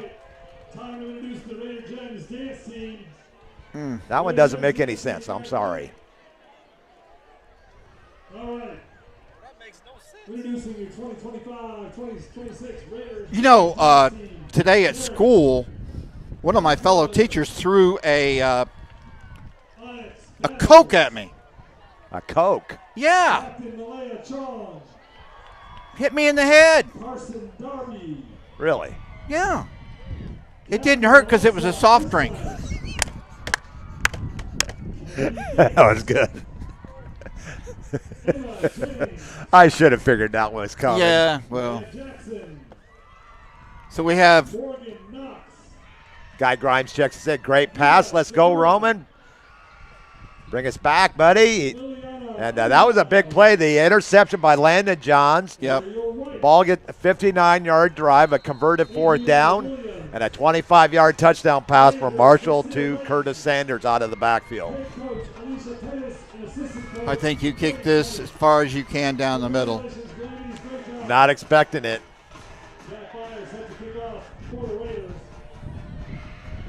Onside kick. Doesn't go 10 yards. No flag. It's touched after. No beanbag. The beanbag came from the far side. How could he say it over there? I have no idea. It's probably the same guy that's probably trying to call these pass interferences down at the other end that aren't. I mean, no help from the back judge. Not at all. Legal touching Navarre. Well, yeah. The momentum is on your side. Now you got a team in your field you're in. You give them the short field. Deep breath, Bill. Deep breath, Bill. First and 10 Gators at the Raider 48. Blitz coming. With the handoff to Simpson, he gets to the outside. There's he a has block the in the corner. back. And he's going to have a Gator first down inside the 40, down to the 36. Holy cow. Gain of 12 for Simpson and a Gator first down. Number 3 for Navarre got. It's you got the momentum on your side. Yeah. Kick the ball deep. Yeah. Oh, I agree. First and 10. Gators ball to 36-yard line. How many touchbacks did Brady have in high school? I think it was about 4 or 5. But they didn't let him kick deep either. So.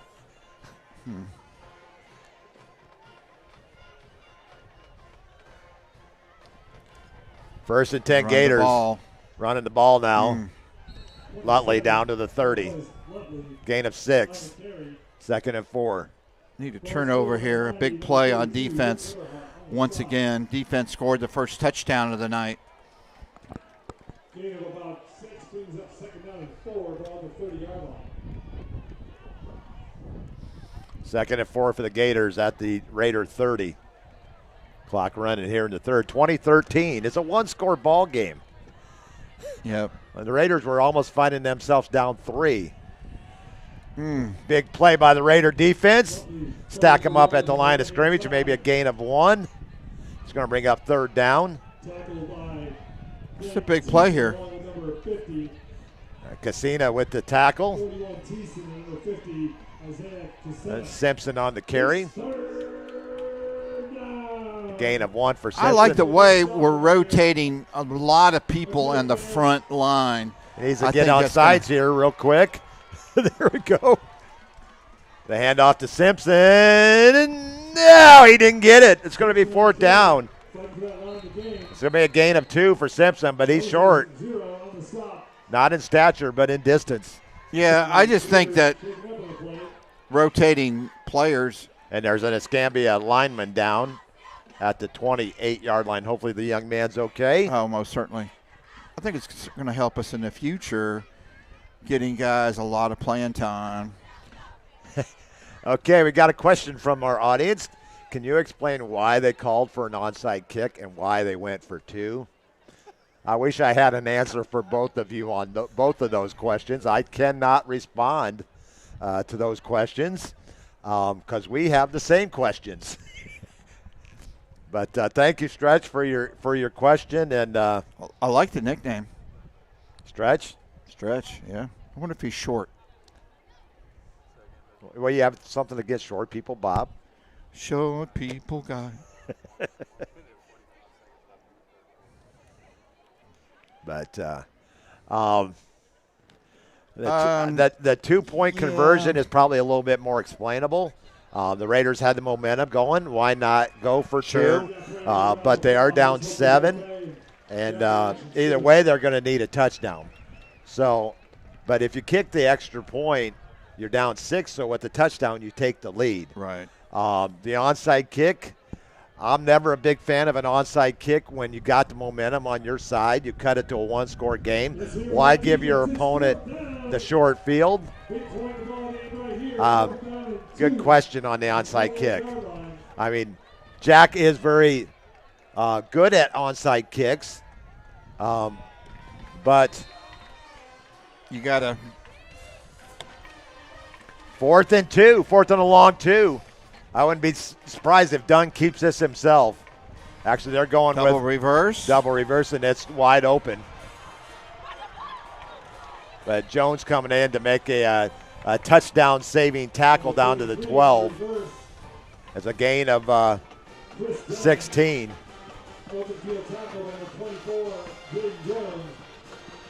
That was number 33 on the carry. That was Chris Dunn. That's a gain of 16 for Dunn. Taylor County gives McClay its first loss, 41-14. Wow. In Tallahassee. Washington with 30 points up on Pensacola. I missed that one. 30-20. Yeah. Florida High, 40-38 over Childs. The handoff to Simpson. Dope.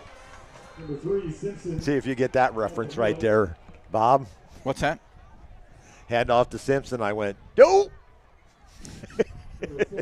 Not OJ. No. The cartoon. The Simpsons. Oh, the dad. Dope. 3-yard gain for Simpson. 2nd and 7.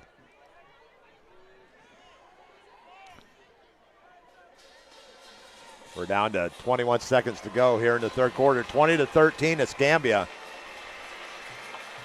Dunn back to pass. And it is intercepted again! It is intercepted again by the Raiders. Their third step, and that's Bishop's second of the night.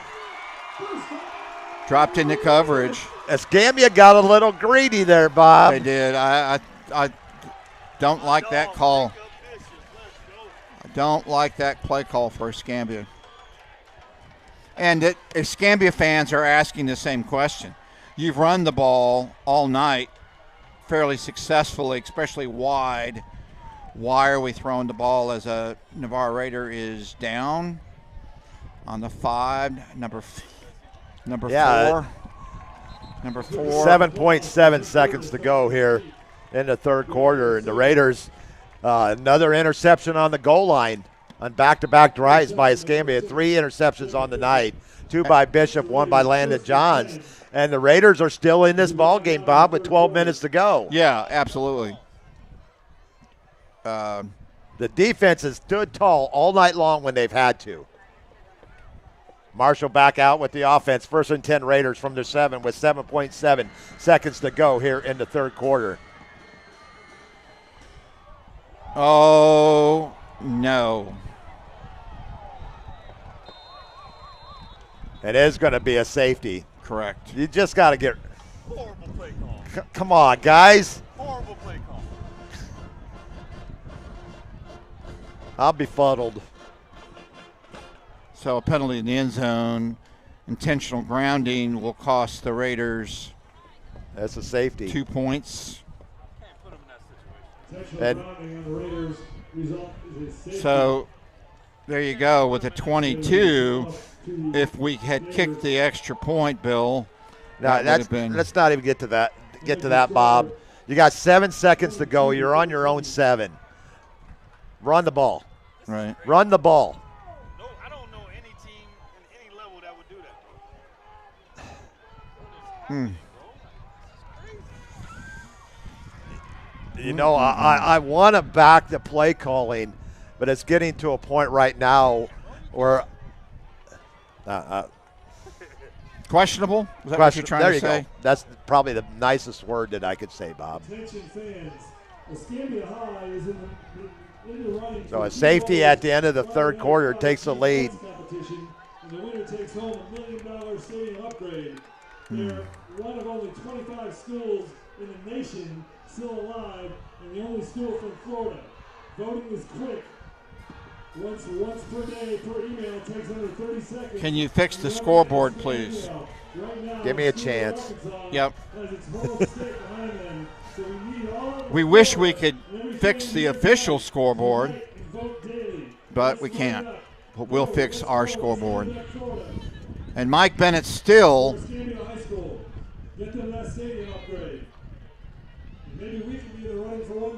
talking.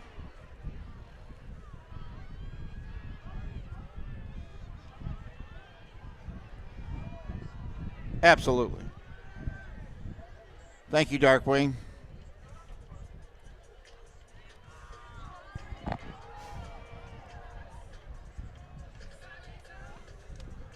Mm-mm-mm.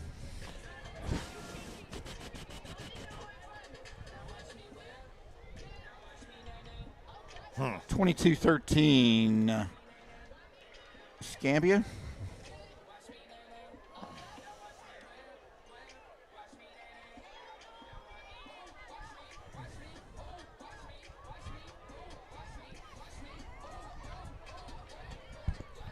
Mm. 22-13 at the end of 3 here. Here you go, Marty. Marty, you dead weight. Wow, bro. What'd you do with the money? What'd you do with the money? For your dance But lesson. Raiders will be a free kick from the 20, so you have a choice to punt it or you have a choice to kick off from the 20. And it looks like the Raiders are choosing a punt from Jacob Bishop on a free kick here from the 20 after the safety.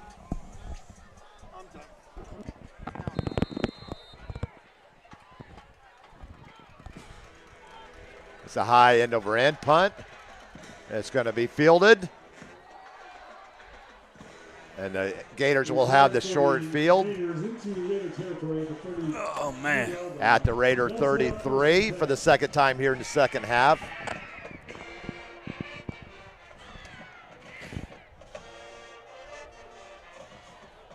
Hey, Bill, that holds like the last 2 sequences of events is completely on the coaching. We got to set Roman Marshall up much better. That's what one of our fans says. You gotta put your players in a position to succeed. And what set it up was the onside kick. That was like, I don't know, man. This is we're just not setting our players up for success like we should. I mean, that's being back at your own 7. It's tough. And Simpson's going to get a nice run here on first down. He's going to get about 6 or 7. Yeah.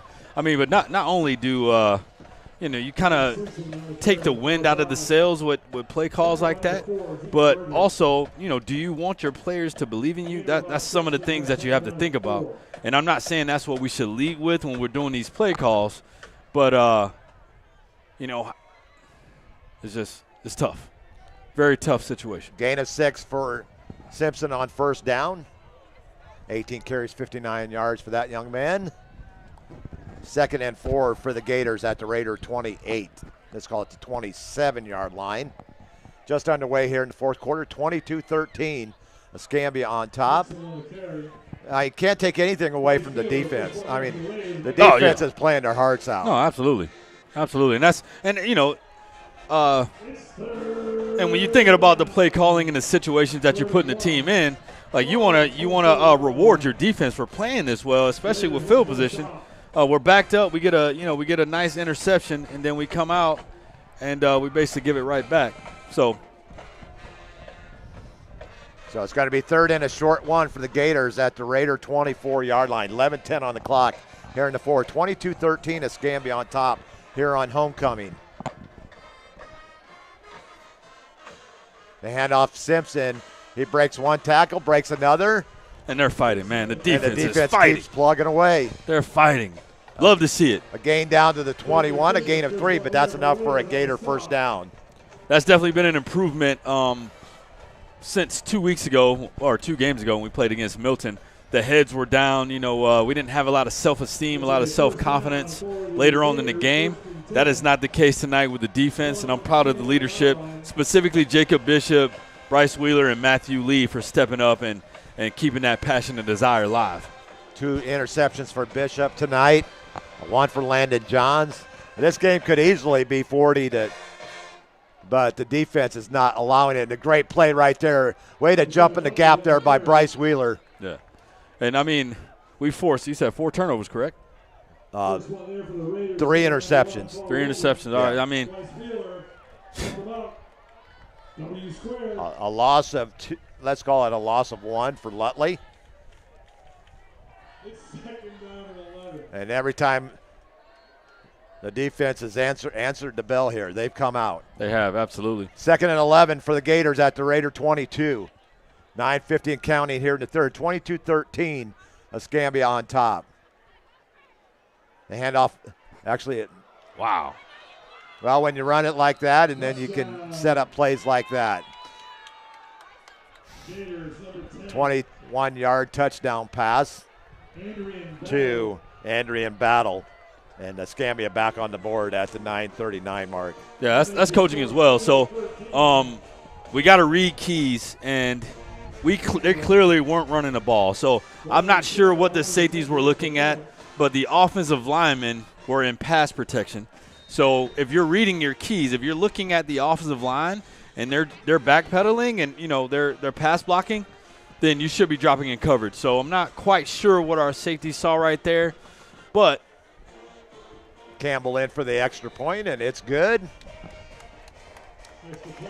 Overall, tough situation. The defense shouldn't have been in that situation anyway. But we got 9 minutes and 39 seconds left in the fourth quarter. Escambia is up 29-13. And the following week, the Raiders are back here for senior night in the beach ball against Gulf Breeze on October 17th. That'll be the final home game of the season, regular season. Mark Smokin again says, well, we haven't seen the swinging gaze, so he should score with that. Stretch says you have to say with your mouth what you see with your eyes, and I agree, Stretch, but it's starting to be a broken record. Yeah, it's definitely been tough all season. The Raiders have already set a record 7 straight losses with their loss last week, and now they're staring at 8. But they still have 9.5 minutes to go, and they're only down 2 scores. With as much time and effort that the community and the athletes, and the coaches too, they put in a lot of time. But with as much time as the community and the athletes put in to not only come out here and sacrifice and to play hard, but to raise funds, to make sure, to ensure that we have a great program. It's just tough to see the product that we're putting on the field. Number 4, Zeke Burgess. Zeke for the Raiders. So 9:39 to go. Escambia 29, Navarre 13. It's homecoming night here. The crowd is still pretty much here. But they're starting to head for the exits a little bit. But the cheerleaders, the band, still putting on a great performance here in the second half. Yeah, definitely. I mean, the support and the family that we have around this this community is absolutely incredible. Back in my hometown, Macon, Georgia, there's no way we would have this type of support if we were having this kind of season. Campbell with the end over end kick that's going to come down at the 8-yard line. It is returnable. And it's out to the 21-yard line, a 13-yard return. Hopefully got some new faces out there. Check out that number when we... Stretch, I agree. Noah Warner with the return right there. Stretch, we agree. Sorry about that, Bill. 13-yard return for Noah, his first return of the year. Raiders will take over 1st and 10. So Raiders will have 1st and 10 from their 22. Stretch, we definitely have one of the tougher schedules probably in all of Florida. 26-4 through week 5, our opponent's schedule. But you are right. We're not an 0-16. But Escambia is a 1-4 team. Leave it at that. 1st and 10 Raiders. Marshall back to pass. He's got a receiver wide open. Nice pass. Marquez with the catch. He's going to break Quez. one tackle, break another, buddy. Keep going. He's going to cut back. Let's go, Marquez. And there's a face mask penalty there that's going to be added on to the end of it. No quitting that dog. That's the kind of talent that we have on this team. And Marquez is an absolute dog. 28-24, that's a 52-yard pass play for Marshall to White. What a perfectly thrown ball by Roman Marshall. Yeah, that was a great pass. Bill and I were communicating last week about Marquez and how this is the first time that he's played receiver on the field. It's crazy that it took us that long, to put him on the offensive side of the ball. Attack on 15 for the face mask penalty. Incredible effort by Marquez White. Cut back and got another 20 yards and then got a face mask penalty on top of it. 1st and 10 Raiders at the Escambia 17. Craig Marsh, great point. We'll leave it at that. Thanks for your observation there, Craig. And your support. 1st and 10 Raiders at the Escambia 17. Yeah, once we get in the red zone, Bill, you're an avid football fan. The space is condensed, and going east and west is very difficult. When you get in the red zone, you want to run that thing north-south, maybe off tackle, if anything. It's really, really difficult, especially against an athletic team like Escambia, to run the ball outside. Very stout defensive front for Escambia, and you gotta stretch the field with them. Yeah. They're twitched up, especially on the D line as well. But you see the splits. They're wide. They're playing the wide 9 on the D end. We need to run the ball off tackle. 2nd and 14. Marshall back to Way pass. to step up, Rome. It's a little long. It's going to bring up 3rd and long. The middle of the field is open. One thing I like, though, with Roman there is he stayed in the pocket. Absolutely. And he waited for his receiver to make a move. Yes, he did. And the only one that was going to catch that ball was a Raider, or it was not going to be caught at all. Yeah, I will say that. Roman's looked sharp since he's been in the game. Besides the intentional grounding in the end zone. But that wasn't on him. That was the play call. 3rd and long, 3rd and 14 for the Raiders. Nice. That's Zeke. He's forced out of bounds. In the olden days, that he would have been given the catch. Well, that's the one thing. That's the most difficult thing about being a primarily a defensive player and then coming over to the offensive side of the ball. Zeke is not going to, particularly focus on keeping his feet in bounds because, he's typically playing defense. So not a reason at all for him not to make the catch and to stay in bounds. But that's some things you have to think about, in regards to bringing in defensive players to the offensive side of the ball. So 4th and long for the Raiders. Now Escambia is going to call timeout.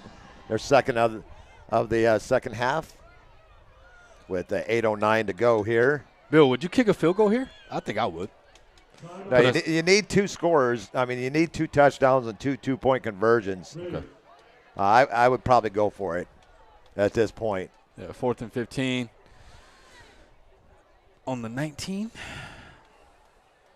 We have 8 minutes and 9 seconds left in the 4th quarter. 29-13, Escambia is up. 8:09 to go. We want to thank our sponsors once again. Express Employment Professionals, Navarre Raider Quarterback Club, Culver's, Buffalo Wild Wings, University Lending, Hustle Hard USA, Navarre Fitness. Thank you all, because we could not bring you the games each and every Friday night or our shows on Tuesday and Wednesday at Culver's and Buffalo Wild Wings, respectively. The Raiders going to keep the offense out on the field. It's going to be 4th and 14 for the Raiders. With 8:09 to go, it's 29-13. Escambia on top. Escambia in cover 0. They got one safety out top. They're going to show bracket coverage on Marquez White.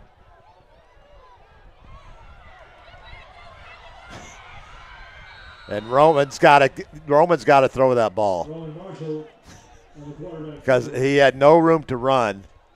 Nowhere to run, nowhere to hide. Never want to step out of bounds on a 4th down. Definitely should have either cut that back up or, like you said, Bill, threw the ball before he got to the second level.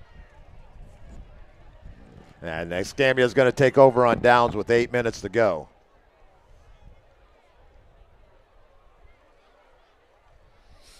Yeah, Stretch, you're right about that. The game against Gulf Breeze. The schedule doesn't get any easier. They'll be on the road next week to Crestview. Crestview with a big win tonight over Pine Forest. It's going to be a handoff to James Simpson. He's going to get to the outside. Get positive yards out to about the 19. Give him 6 yards on the carrier. Bring up 2nd and 4. This situation right here, Escambia is running 2 backs in the shotgun. More than likely, they're going to take the air out of the ball. I would not be concerned about pass coverage right now on defense. Load 9 in the box. That's and right. Send the house. You know, in the olden days, doctors had house calls. Yeah. How about house calls in the backfield here? It's going to be a keeper by Dunn. He's going to get 2 yards out to the 21. Bryce Wheeler He's has going to bring up 3rd down. Big game. Unstoppable this year, man. Like, no one can block him. No, I haven't seen him get blocked this year yet. One of the offensive linemen for Escambia came up limping a little bit. Hopefully he's okay. Number 75, Dion Legs. Yeah. I hope he can keep his legs underneath him.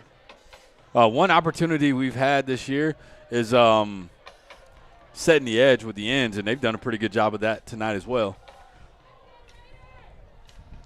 Jason Luke's been good. 1st down carry for Escambia, and the clock continues to run on the 5-yard carry by Simpson, and he's coming up a little bit sore.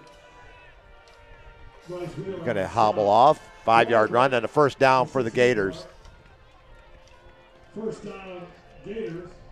Yeah, the defense, they have to be exhausted, Bill. They've been on the field a lot tonight. Not sure how many plays Escambia has under their belt, but 26 passes and let's see, 23, 27, 33, 34 carries. So 60 plays on the night. 60 plays, Bill. That's a lot in high school. Yeah, it is. That would be a lot in college. And they're playing 60-minute. 6:35 on the clock. We're at the water break here.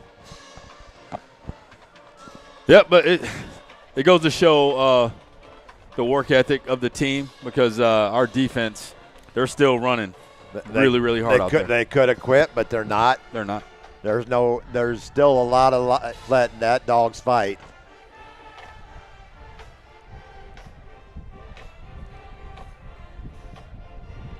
South Florida won 54-26. Ouch. We saw that coming. Yeah. No, they look good this year. 4-1. Only lost to Miami. 54-26 over Charlotte. Yeah. 1st and 10, Escambia.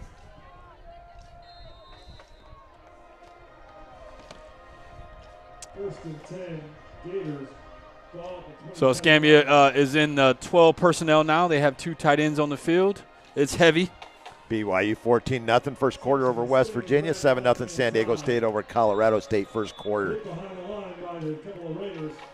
It's going to be back to the line of scrimmage. No gain, but the clock continues to run. Defense is still fighting at a high level. Really good penetration by the D-line the entire night. Matthew Lee with the tackle.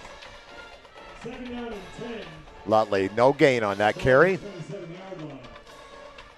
Clock under 6 minutes to go now.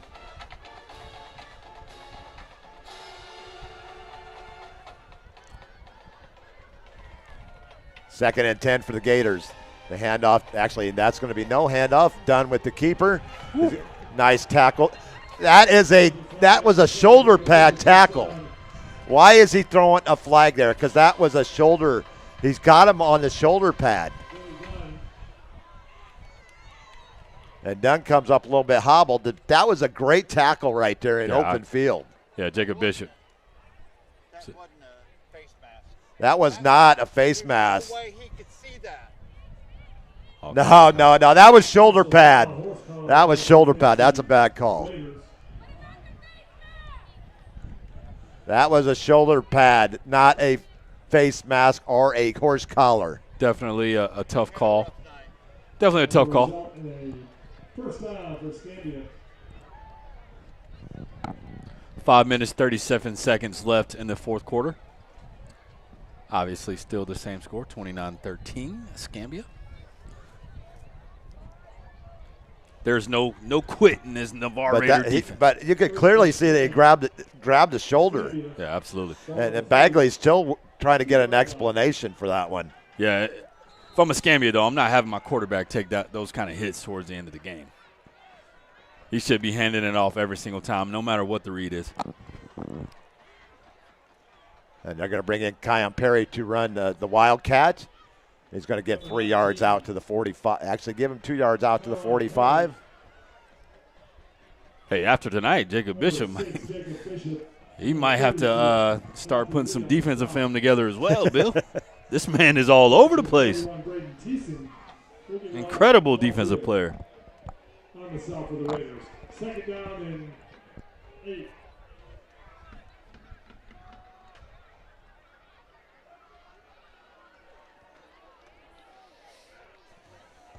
Clock continues to run. 2nd and 8 for Escambia. They are still in the Wildcat. 3 backs in the backfield.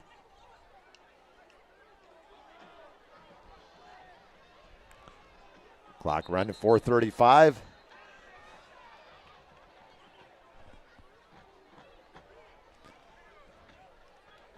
I believe this generation calls that formation the Beast formation.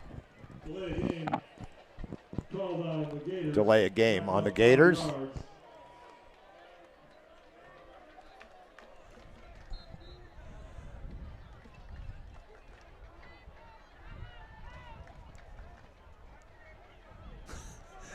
Well, we appreciate your comments. Some things we cannot repeat on air, but you guys can keep on commenting. That's okay.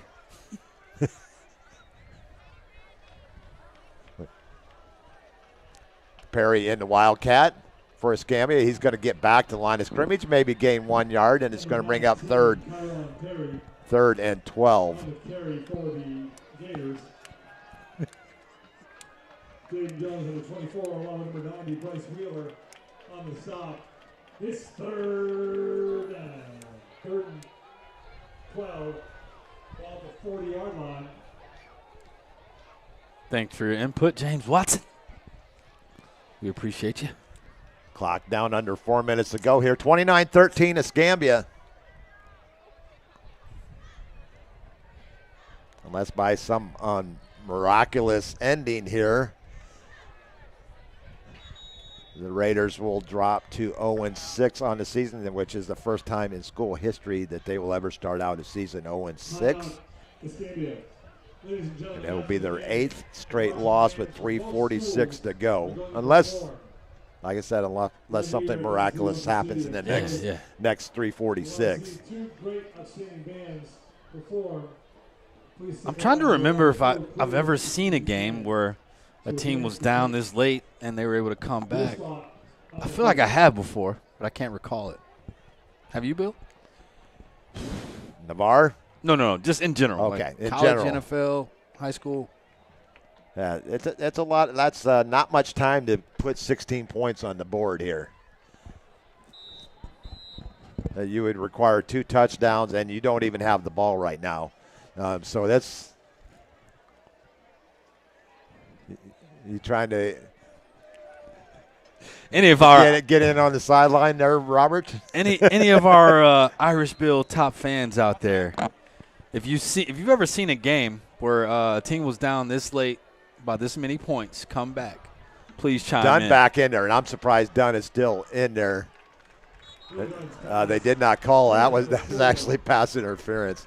The Bills did it against the Ravens this year to win 41-40. You are correct. That's a good. Hey, look at you, look brother at you. Mo. Let's It's coming. go. Oh, we love it. Let's go. Thank you. Input from the masses. Let's get it. We are much better together out there, brother Mo. I appreciate that. We are a team. Yes, we are. Together, everyone achieves more. That's right. That's why hey, we need the constructive criticism. We need the feedback because the Chiefs. Yeah, the Chiefs. Too, yeah. They've probably done it more than once. Yeah. No, it's good. That gives me some hope. We have movement. We had movement in the backfield on Escambia. So it doesn't really matter. It's a 5-yard penalty either way. But there was movement in the backfield in the up back of the formation. But it's going to be 5 yards, and they'll still have the punt team out there. I would like to see us bring Chase Moses off of this receiver out here. Like, we should be bringing everybody, except for the man that's returning the ball.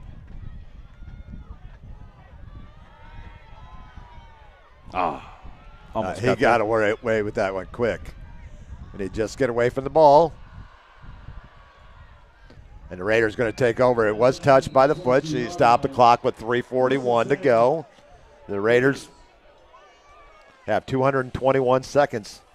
I figured that out pretty quick, didn't That's they? right. That's right. So right now we do have some incredible weapons on the offense. The Tennessee Miracle. There's another good one, Mark. That's a really good one. That is right. I saw that. But we got, obviously, Marquez White, a great weapon. Curtis Sanders in the backfield. We need to get the ball to our playmakers, run that 2-minute offense as quickly and efficiently as possible so we can get the first score knocked out. Roman Marshall in there. 2 receivers near side, 2 far side. 29-13. Marshall back to pass. He's feeling pressure from behind. He's going to get the ball to Marquez White at the line of scrimmage. Actually, he's going to lose a yard. We had Zylan Subido. I think it was a rail route or a wheel route. He had him. I think he should have just trusted his eyes and let the ball go. But it was good to see Roman step up in the pocket. He didn't see anything downfield. He checked it down to his check down pass. Marquez no loss, White. no gain. 2nd and 10. Clock still running. He said the swinging gate time. That's funny. Marshall back to pass.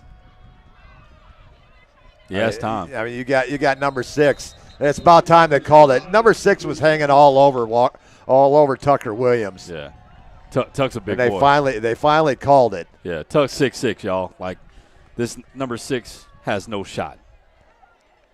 I mean, he was close enough to he was asking him about what he was doing tomorrow night for his date. Yeah, he was bear hugging him. Against the Gators. He said, "What game you going to watch tomorrow night? Can I come over?" Yeah, it's good to see us getting our big tight ends out, running some corner routes and fades. We should have definitely been utilizing them a little bit quicker. Would like to see us in the 12 personnel take one of those receivers off the field as well, but we'll see what we got here. Tucker First Williams and 10 Raiders. Marshall back to pass. He's feeling pressure. He's got a receiver, Marquez White, at the midfield stripe. He's going to get out of bounds at the 46. Marquez is special, Bill. That kid is 16-yard completion to Marquez White. 83 yards on 6 catches tonight. I'm not sure how much Marquez weighs. I think he weighs about 185, but he plays so big. He's a tough young man. Yes, he is. I mean, run after catch, yards after catch, like he never goes down. Yeah, he never goes down after first contact. First and to Raiders at the Escambia 46. Tucker Williams in motion. Marquez again. Marquez again down inside the 40, down to the 38. A gain of 8 to Marquez on his 7th catch of the night. Tucker Williams is getting held every play. I think that corner, number 6, what's his name? Number 6. Jonathan Bryant. He's probably about 5'7", 5'8", Tucker Williams is 6'6". 2nd and 2 for the Raiders at the Escambia 38. They need to get in the end zone quick and go for 2. Yes, they do. Marshall back to pass. He's got plenty of time to throw. He's getting pressured out of the pocket. He needs to take off and run and then get out of bounds. Good job. Good call, Bill. Nice run by Marshall. First down at the 26. Late hit out of bounds? Nope. He encouraged him to go out of bounds. 38 down to the 26, a gain of 12 for Marshall, and a Raider first down. There's been a lot of flags this game. Am I the only one that feels that way? No. 16 penalties, 9 for Escambia, 7 for Navarre. Seems like more than that. Those are only accepted penalties, though, right? Correct. Unsportsmanlike conduct. And a late penalty against Escambia. The officials kind of making up for some no calls earlier in the game, I guess. Yeah. Hey, it's incredible to see how well. It looks like we're going Black Pearl.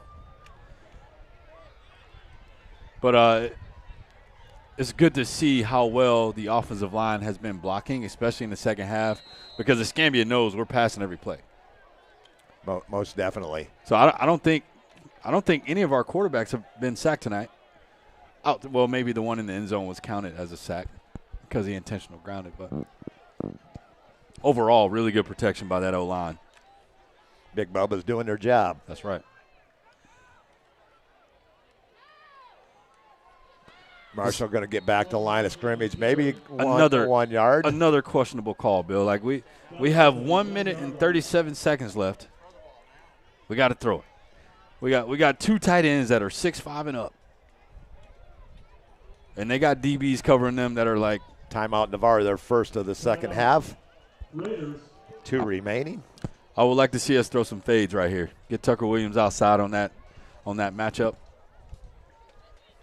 Give him an opportunity. Let's go. Or even Marquez. I mean, him and Brody as well. They do really good in one-on-one 50-50 balls. We got to save as much time as possible. Oilers versus Bills. Yeah, I remember that game. I was coming back. It was Christmas break, coming back from my in-laws' place down in Sarasota, and I was listening to that game in the car on the way home from Sarasota back to Navarre. I think it was 35-3 or 38-3, and the Bills came back in that one. Yeah, I remember that game quite well. I was listening to that one in the car. We got Tucker Williams down here at the bottom. Bill, maybe we'll run him out on a corner route or a fade. 2nd and 9 for the Raiders at the Escambia 12. They're going to roll Marshall out. That's when he's at his best. Let's go. You're right. Good job. Touchdown Raiders. Good job. There you go. Was that Hamlin or Powers over there? Brody Powers. Brody Powers with the touchdown reception, his 4th on the season. No one can cover him on that wheel route. That's a 12-yard completion from Marshall to Powers. All right, now we got to go for 2 and get that 2. Get a quick stop, get the ball back. We still have life, Navarre Raider fans. 2 catches on the night to Brody for 70 yards. We have so much talent, man. So much. 131 mark. The Raiders back on the board. So much talent. 12-yard pass from Marshall to Powers. Hey, Preach, we feel the same way. You know, you can't call QB power in the 2-minute drill. 29-19. They need this 2-point conversion. Got Marquez down at the bottom. He's one-on-one going in motion right now. I would roll. You got to get rid of it, Roman. Just throw it up. So, Bill, like when we get in these situations, especially when you're in the red zone and when you have a condensed field, you can't run like the typical spread offense. It would have been nice to see us bring out one of our bigger receivers, like we've been saying, you know, Tucker, get him out there on a fade route. Probably been a better call, but down 10. You got to go onside kick here. Yeah, down 10, got to go onside. Never say die. Never say die. Yeah, Mark hit the single. Yep. That one-on-one coverage. You cannot hold the ball for more than 2 seconds in the red zone. And looking at the team, they're still out there playing. Yeah, no. And they're continuing to fight in this game. Yep. And the onside kick will definitely be coming up here. Jack's really good at onside kick, so. But, I mean, overall, the performance by the athletes individually and collectively has been pretty good. I mean, outside of the 2 turnovers we had on interceptions in the first half, you can't really, like, single out a player that's had a bad game. I mean, hasn't been any, like, bad penalties or anything. No. There's been really good tackling, good blocking at the point of attack. Make sure the ball goes 10 yards at least, Jack. 1:31 on the clock. It's going to take – never goes 10 yards. What did I just say? Stretch, you're right again.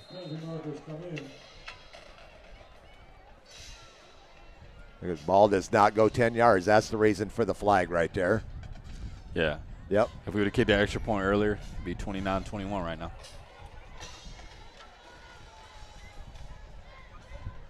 Got to make sure that the ball goes 10 yards.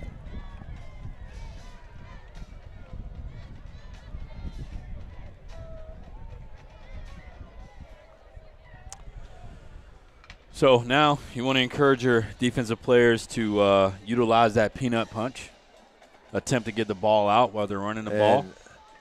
They called a personal foul against Navarre. I saw nowhere where that was. Okay. The only thing I can think of is maybe they had some players at the bottom of the pile trying to strip the ball. That's the only thing I can think of. But it's going to be 1st and 10, and Escambia starting their 3rd drive inside the Raider 35 here in the second half. It's tough to stop a team. Lutley with the carry. He's going to stay in bounds, keep that clock running. Nice heads-up play by Lutley. That's a big back. He's got some It's a size big back. Got to be at least 205, 210.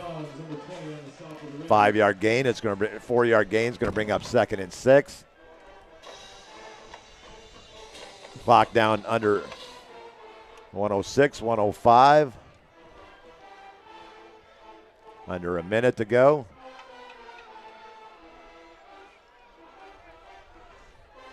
Continues to run here.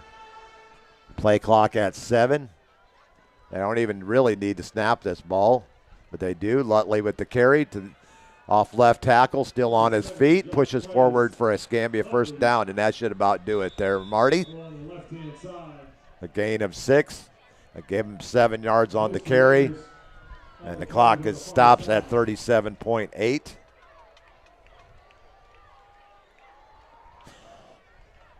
(29-19) Escambia. They're going to get their 2nd consecutive win in back-to-back weeks. Last week a 22-3. Cynthia Villanova said. Especially against your Falcons. Yeah. Vinny, she was nice just to text me. She was nice. No, that was the Patriots, them being Patriots fans. Of course they were going to bring that one up. Hey, Cynthia could have easily called me out on that one. That was nice. I appreciate you just texting us, Cynthia. That was very kind of you. Well, let's go ahead and take a commercial break, and we'll be back with our post-game show. The Raiders fall to 0-6 on the season. Escambia improves to 2-4. 29-19 Escambia here, a win on the road on homecoming night at Navarre. We'll be back after this commercial break. Craig Culver of Culver's. Before farm to table, before field to fork, there was just good, wholesome food. Grown by America's farm families, prepared fresh at Culver's, and always served with a smile. We still cook every Butterburger to order using fresh 100% Midwest beef and craft our frozen custard right in the restaurant using family farm fresh dairy. So thank you, farmers. Welcome to Delicious.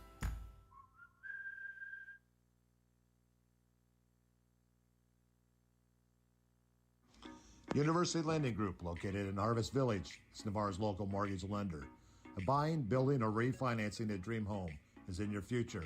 You need to contact University Lending Group. Jennifer Gomes, Stacy Wright, and Sheila Billingham are the loan specialists who have the experience to take you step by step to make your buying, building, or refinancing experiences smooth. See University Lending at 752 Navarre Parkway, Suite 56, or call us at 850-396-0322. The Hustle isn't named after anyone, not after a designer, definitely not after a mythological god. It's not about stripes or ranking or status. The Hustle is real. The Hustle is about you. So keep in mind when you're repping and rocking Hustle Hard USA streetwear, you can tell all the onlookers that this mark, this brand represents your hustle, your grind. You put in that time, that sweat, that pain. Now it's up to you to show them all what you got. Win or lose, the hustle is real. Go to www.hustlehardusa.com, and I can guarantee you, you will not be disappointed. Sometimes all you need to change your life is a sign. Like an actual sign that's like above you. And no, I don't love B-dubs just because I'm a buffalo with wings. Frankly, that's offensive and reductionist. It's like they made beer into a place and gave that place sports and chicken wings. And the people, the best. Marty! You're dead weight! Yeah, this place is kind of like heaven. You know, without needing to get hit by a bus. Let's go sports bar! Navarre Fitness is where old school meets new. Whether you're into free weights or the latest and greatest weightlifting equipment,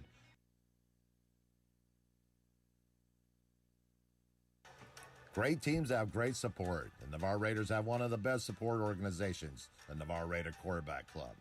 All the members see to it that the Raiders have all available necessities to keep the Raiders on track. Well, they're seeing to it that they are properly fed, have good transportation, or making sure that all Raider fans can hear all the exciting Navarre Raider football action. The Navarre Raider Quarterback Club is there to make it happen. Thanks, Navarre Raider Quarterback Club, for your support of your winning Navarre Raiders on IrishVilleSports.com.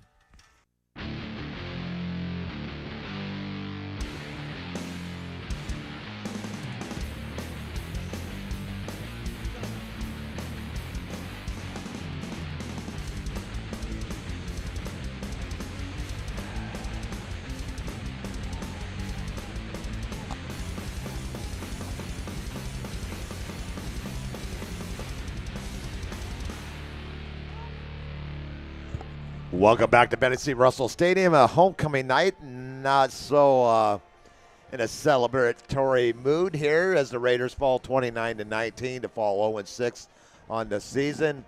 Their eighth straight loss, both school records that you really don't want to talk about. But I want to thank our viewing audience tonight. Mark Smoking again says, great call on you three once again. Great broadcast. Thank you, Mark. We appreciate that. It was just the defense stepped up when they had to, but it just couldn't get the offense going in certain spots, Bob. Yeah, absolutely. And welcome back, class of 2005. 20-year reunion. It's tough, you know. We're all human, and indeed, I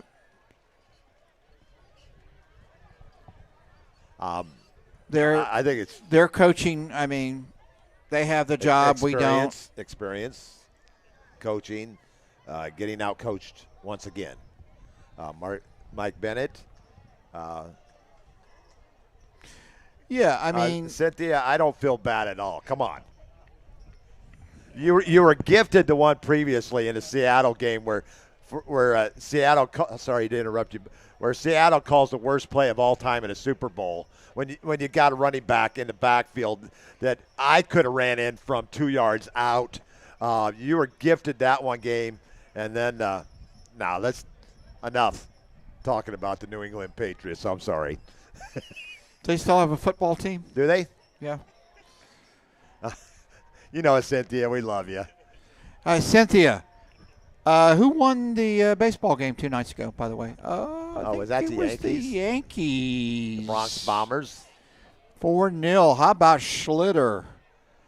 We'll leave that one pitcher. alone. But anyways, let's get back. We got our players of the game to talk about here. Yep. Our Ian Lockwood player of the game.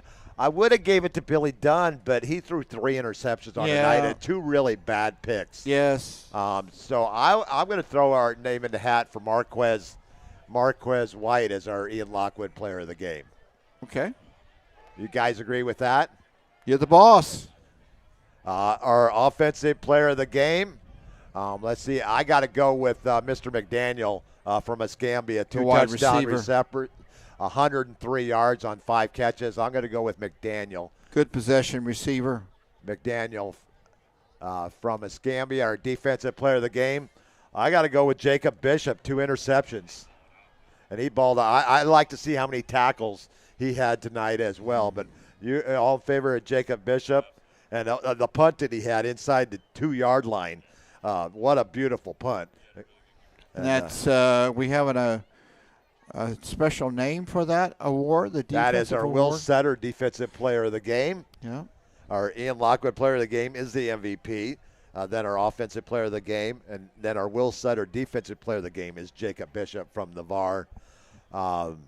Special teams. No one really kicked much, so I got to give that to the Escambia kicker who did miss a kick tonight. How about that? Well, he had 1 blocked. He did have 1 block, but Extra a point block attempt. is never goes on the kicker. There was something that led to that. How about Longo? A punt return. There you go, Bob. We do count on you for something every night. I'm glad somebody does. Let's go with Ryder Longo, the great punt return. Actually, the first punt return that's been returned for the Raiders this year. Right. All the others were fair catch or out of bounds. Right. So, yeah, good call, Bob. Every now and then. Okay, so your squirrel. Ian Lockwood player of the game from Navarre, Marquez White. Your offensive player of the game from Escambia, Daniel McDaniel. I know that is his name. Jacob Bishop, your Will Sutter defensive player of the game, and Ryder Longo, your special teams player of the game from Navarre. So yes, to digress, Schlitter is from Massachusetts. Went to, I think, Northeastern University there in Boston. From Wadpole. Thinking of Northeastern. Northeastern State is playing UWF tomorrow up in Oklahoma. The first time that UWF has ever ventured into Oklahoma for a football game. Yes, that's near some reservations, I believe. A couple Indian reservations. I'm not sure where actually Northeastern. If you keep talking, I can find out.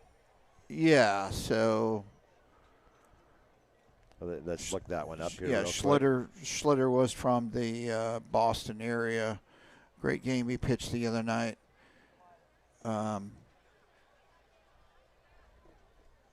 Let's go. So there. next week the Raiders will go on the road. Yes, that is a different Northeastern college. Northeastern. Very aware of that. They are the Northeastern State. I'll get you their nickname here in just a second. Yes, the Northeastern that West Florida plays in Oklahoma. Northeastern, where Schlitter's from, is in Massachusetts. Yeah, I was not talking about. I know that Northeastern State is in Oklahoma. Right. Speaking of University of West Florida, their opponent. Trying to figure out what their nickname is and where they're. No, nonetheless, that's where UWF's playing tomorrow. Their first game ever in Oklahoma. Right. And it was good to see young Vinny here tonight with a bunch of his teammates. Didn't recognize him. No, he's put on a little bit of muscle there. What have they been feeding that young man at UWF? A little bit of weights. But Vinny looking good. Looking good. Walking tall. Feeling good, Aggie. Feeling good. Yeah, so. Okay. Well, enough the Raiders. About that. Raiders fall 29-19. They fall to 0-6. Tough one, yeah. Another tough one. They'll be on the road next Friday night from Crestview, a 7 o'clock kickoff over in Okaloosa County, our longest road trip of the year, Bob. Yeah. And sorry, you're not going to be there. Sorry, can't be there. I don't know what happens if Raider Riley can't be there. Well, it'll be down to Marty and I. We'll make sure it happens. We'll make sure it happens. Get her done. You know, it's about adversity and coming through tough times, but we can get it done. It's tough having a headset on and also doing the camera. I've done it before. It is. And Bill, you have too. Try doing a whole broadcast by yourself. Yeah. I've done that as well. Not with the camera, but audio. But it was not a pleasant homecoming night. It was for the faithful and those that were selected as Queen and King on this night. Congratulations to them. But the Raiders fall 29-19. And last home game in 2 weeks against Gulf Breeze. Senior night for the football team where we say goodbye to a lot of quality seniors. That indeed. And both the quarterbacks are seniors, so we'll be transitioning into a new quarterback in 2026. And that's right now it's kind of looking like Peyton Johns will be the heir apparent to Marshall and Bryant going into the 26th season. But we still have 4 games to play. Just remember, we only have one district loss. So we have Crestview. Crestview next week is a district game. And Pace. So if we win both of those games, it's anybody's call. It is anybody's call. So we're glad you stuck with us tonight, where we saw the Raiders fall 29-19 on homecoming night.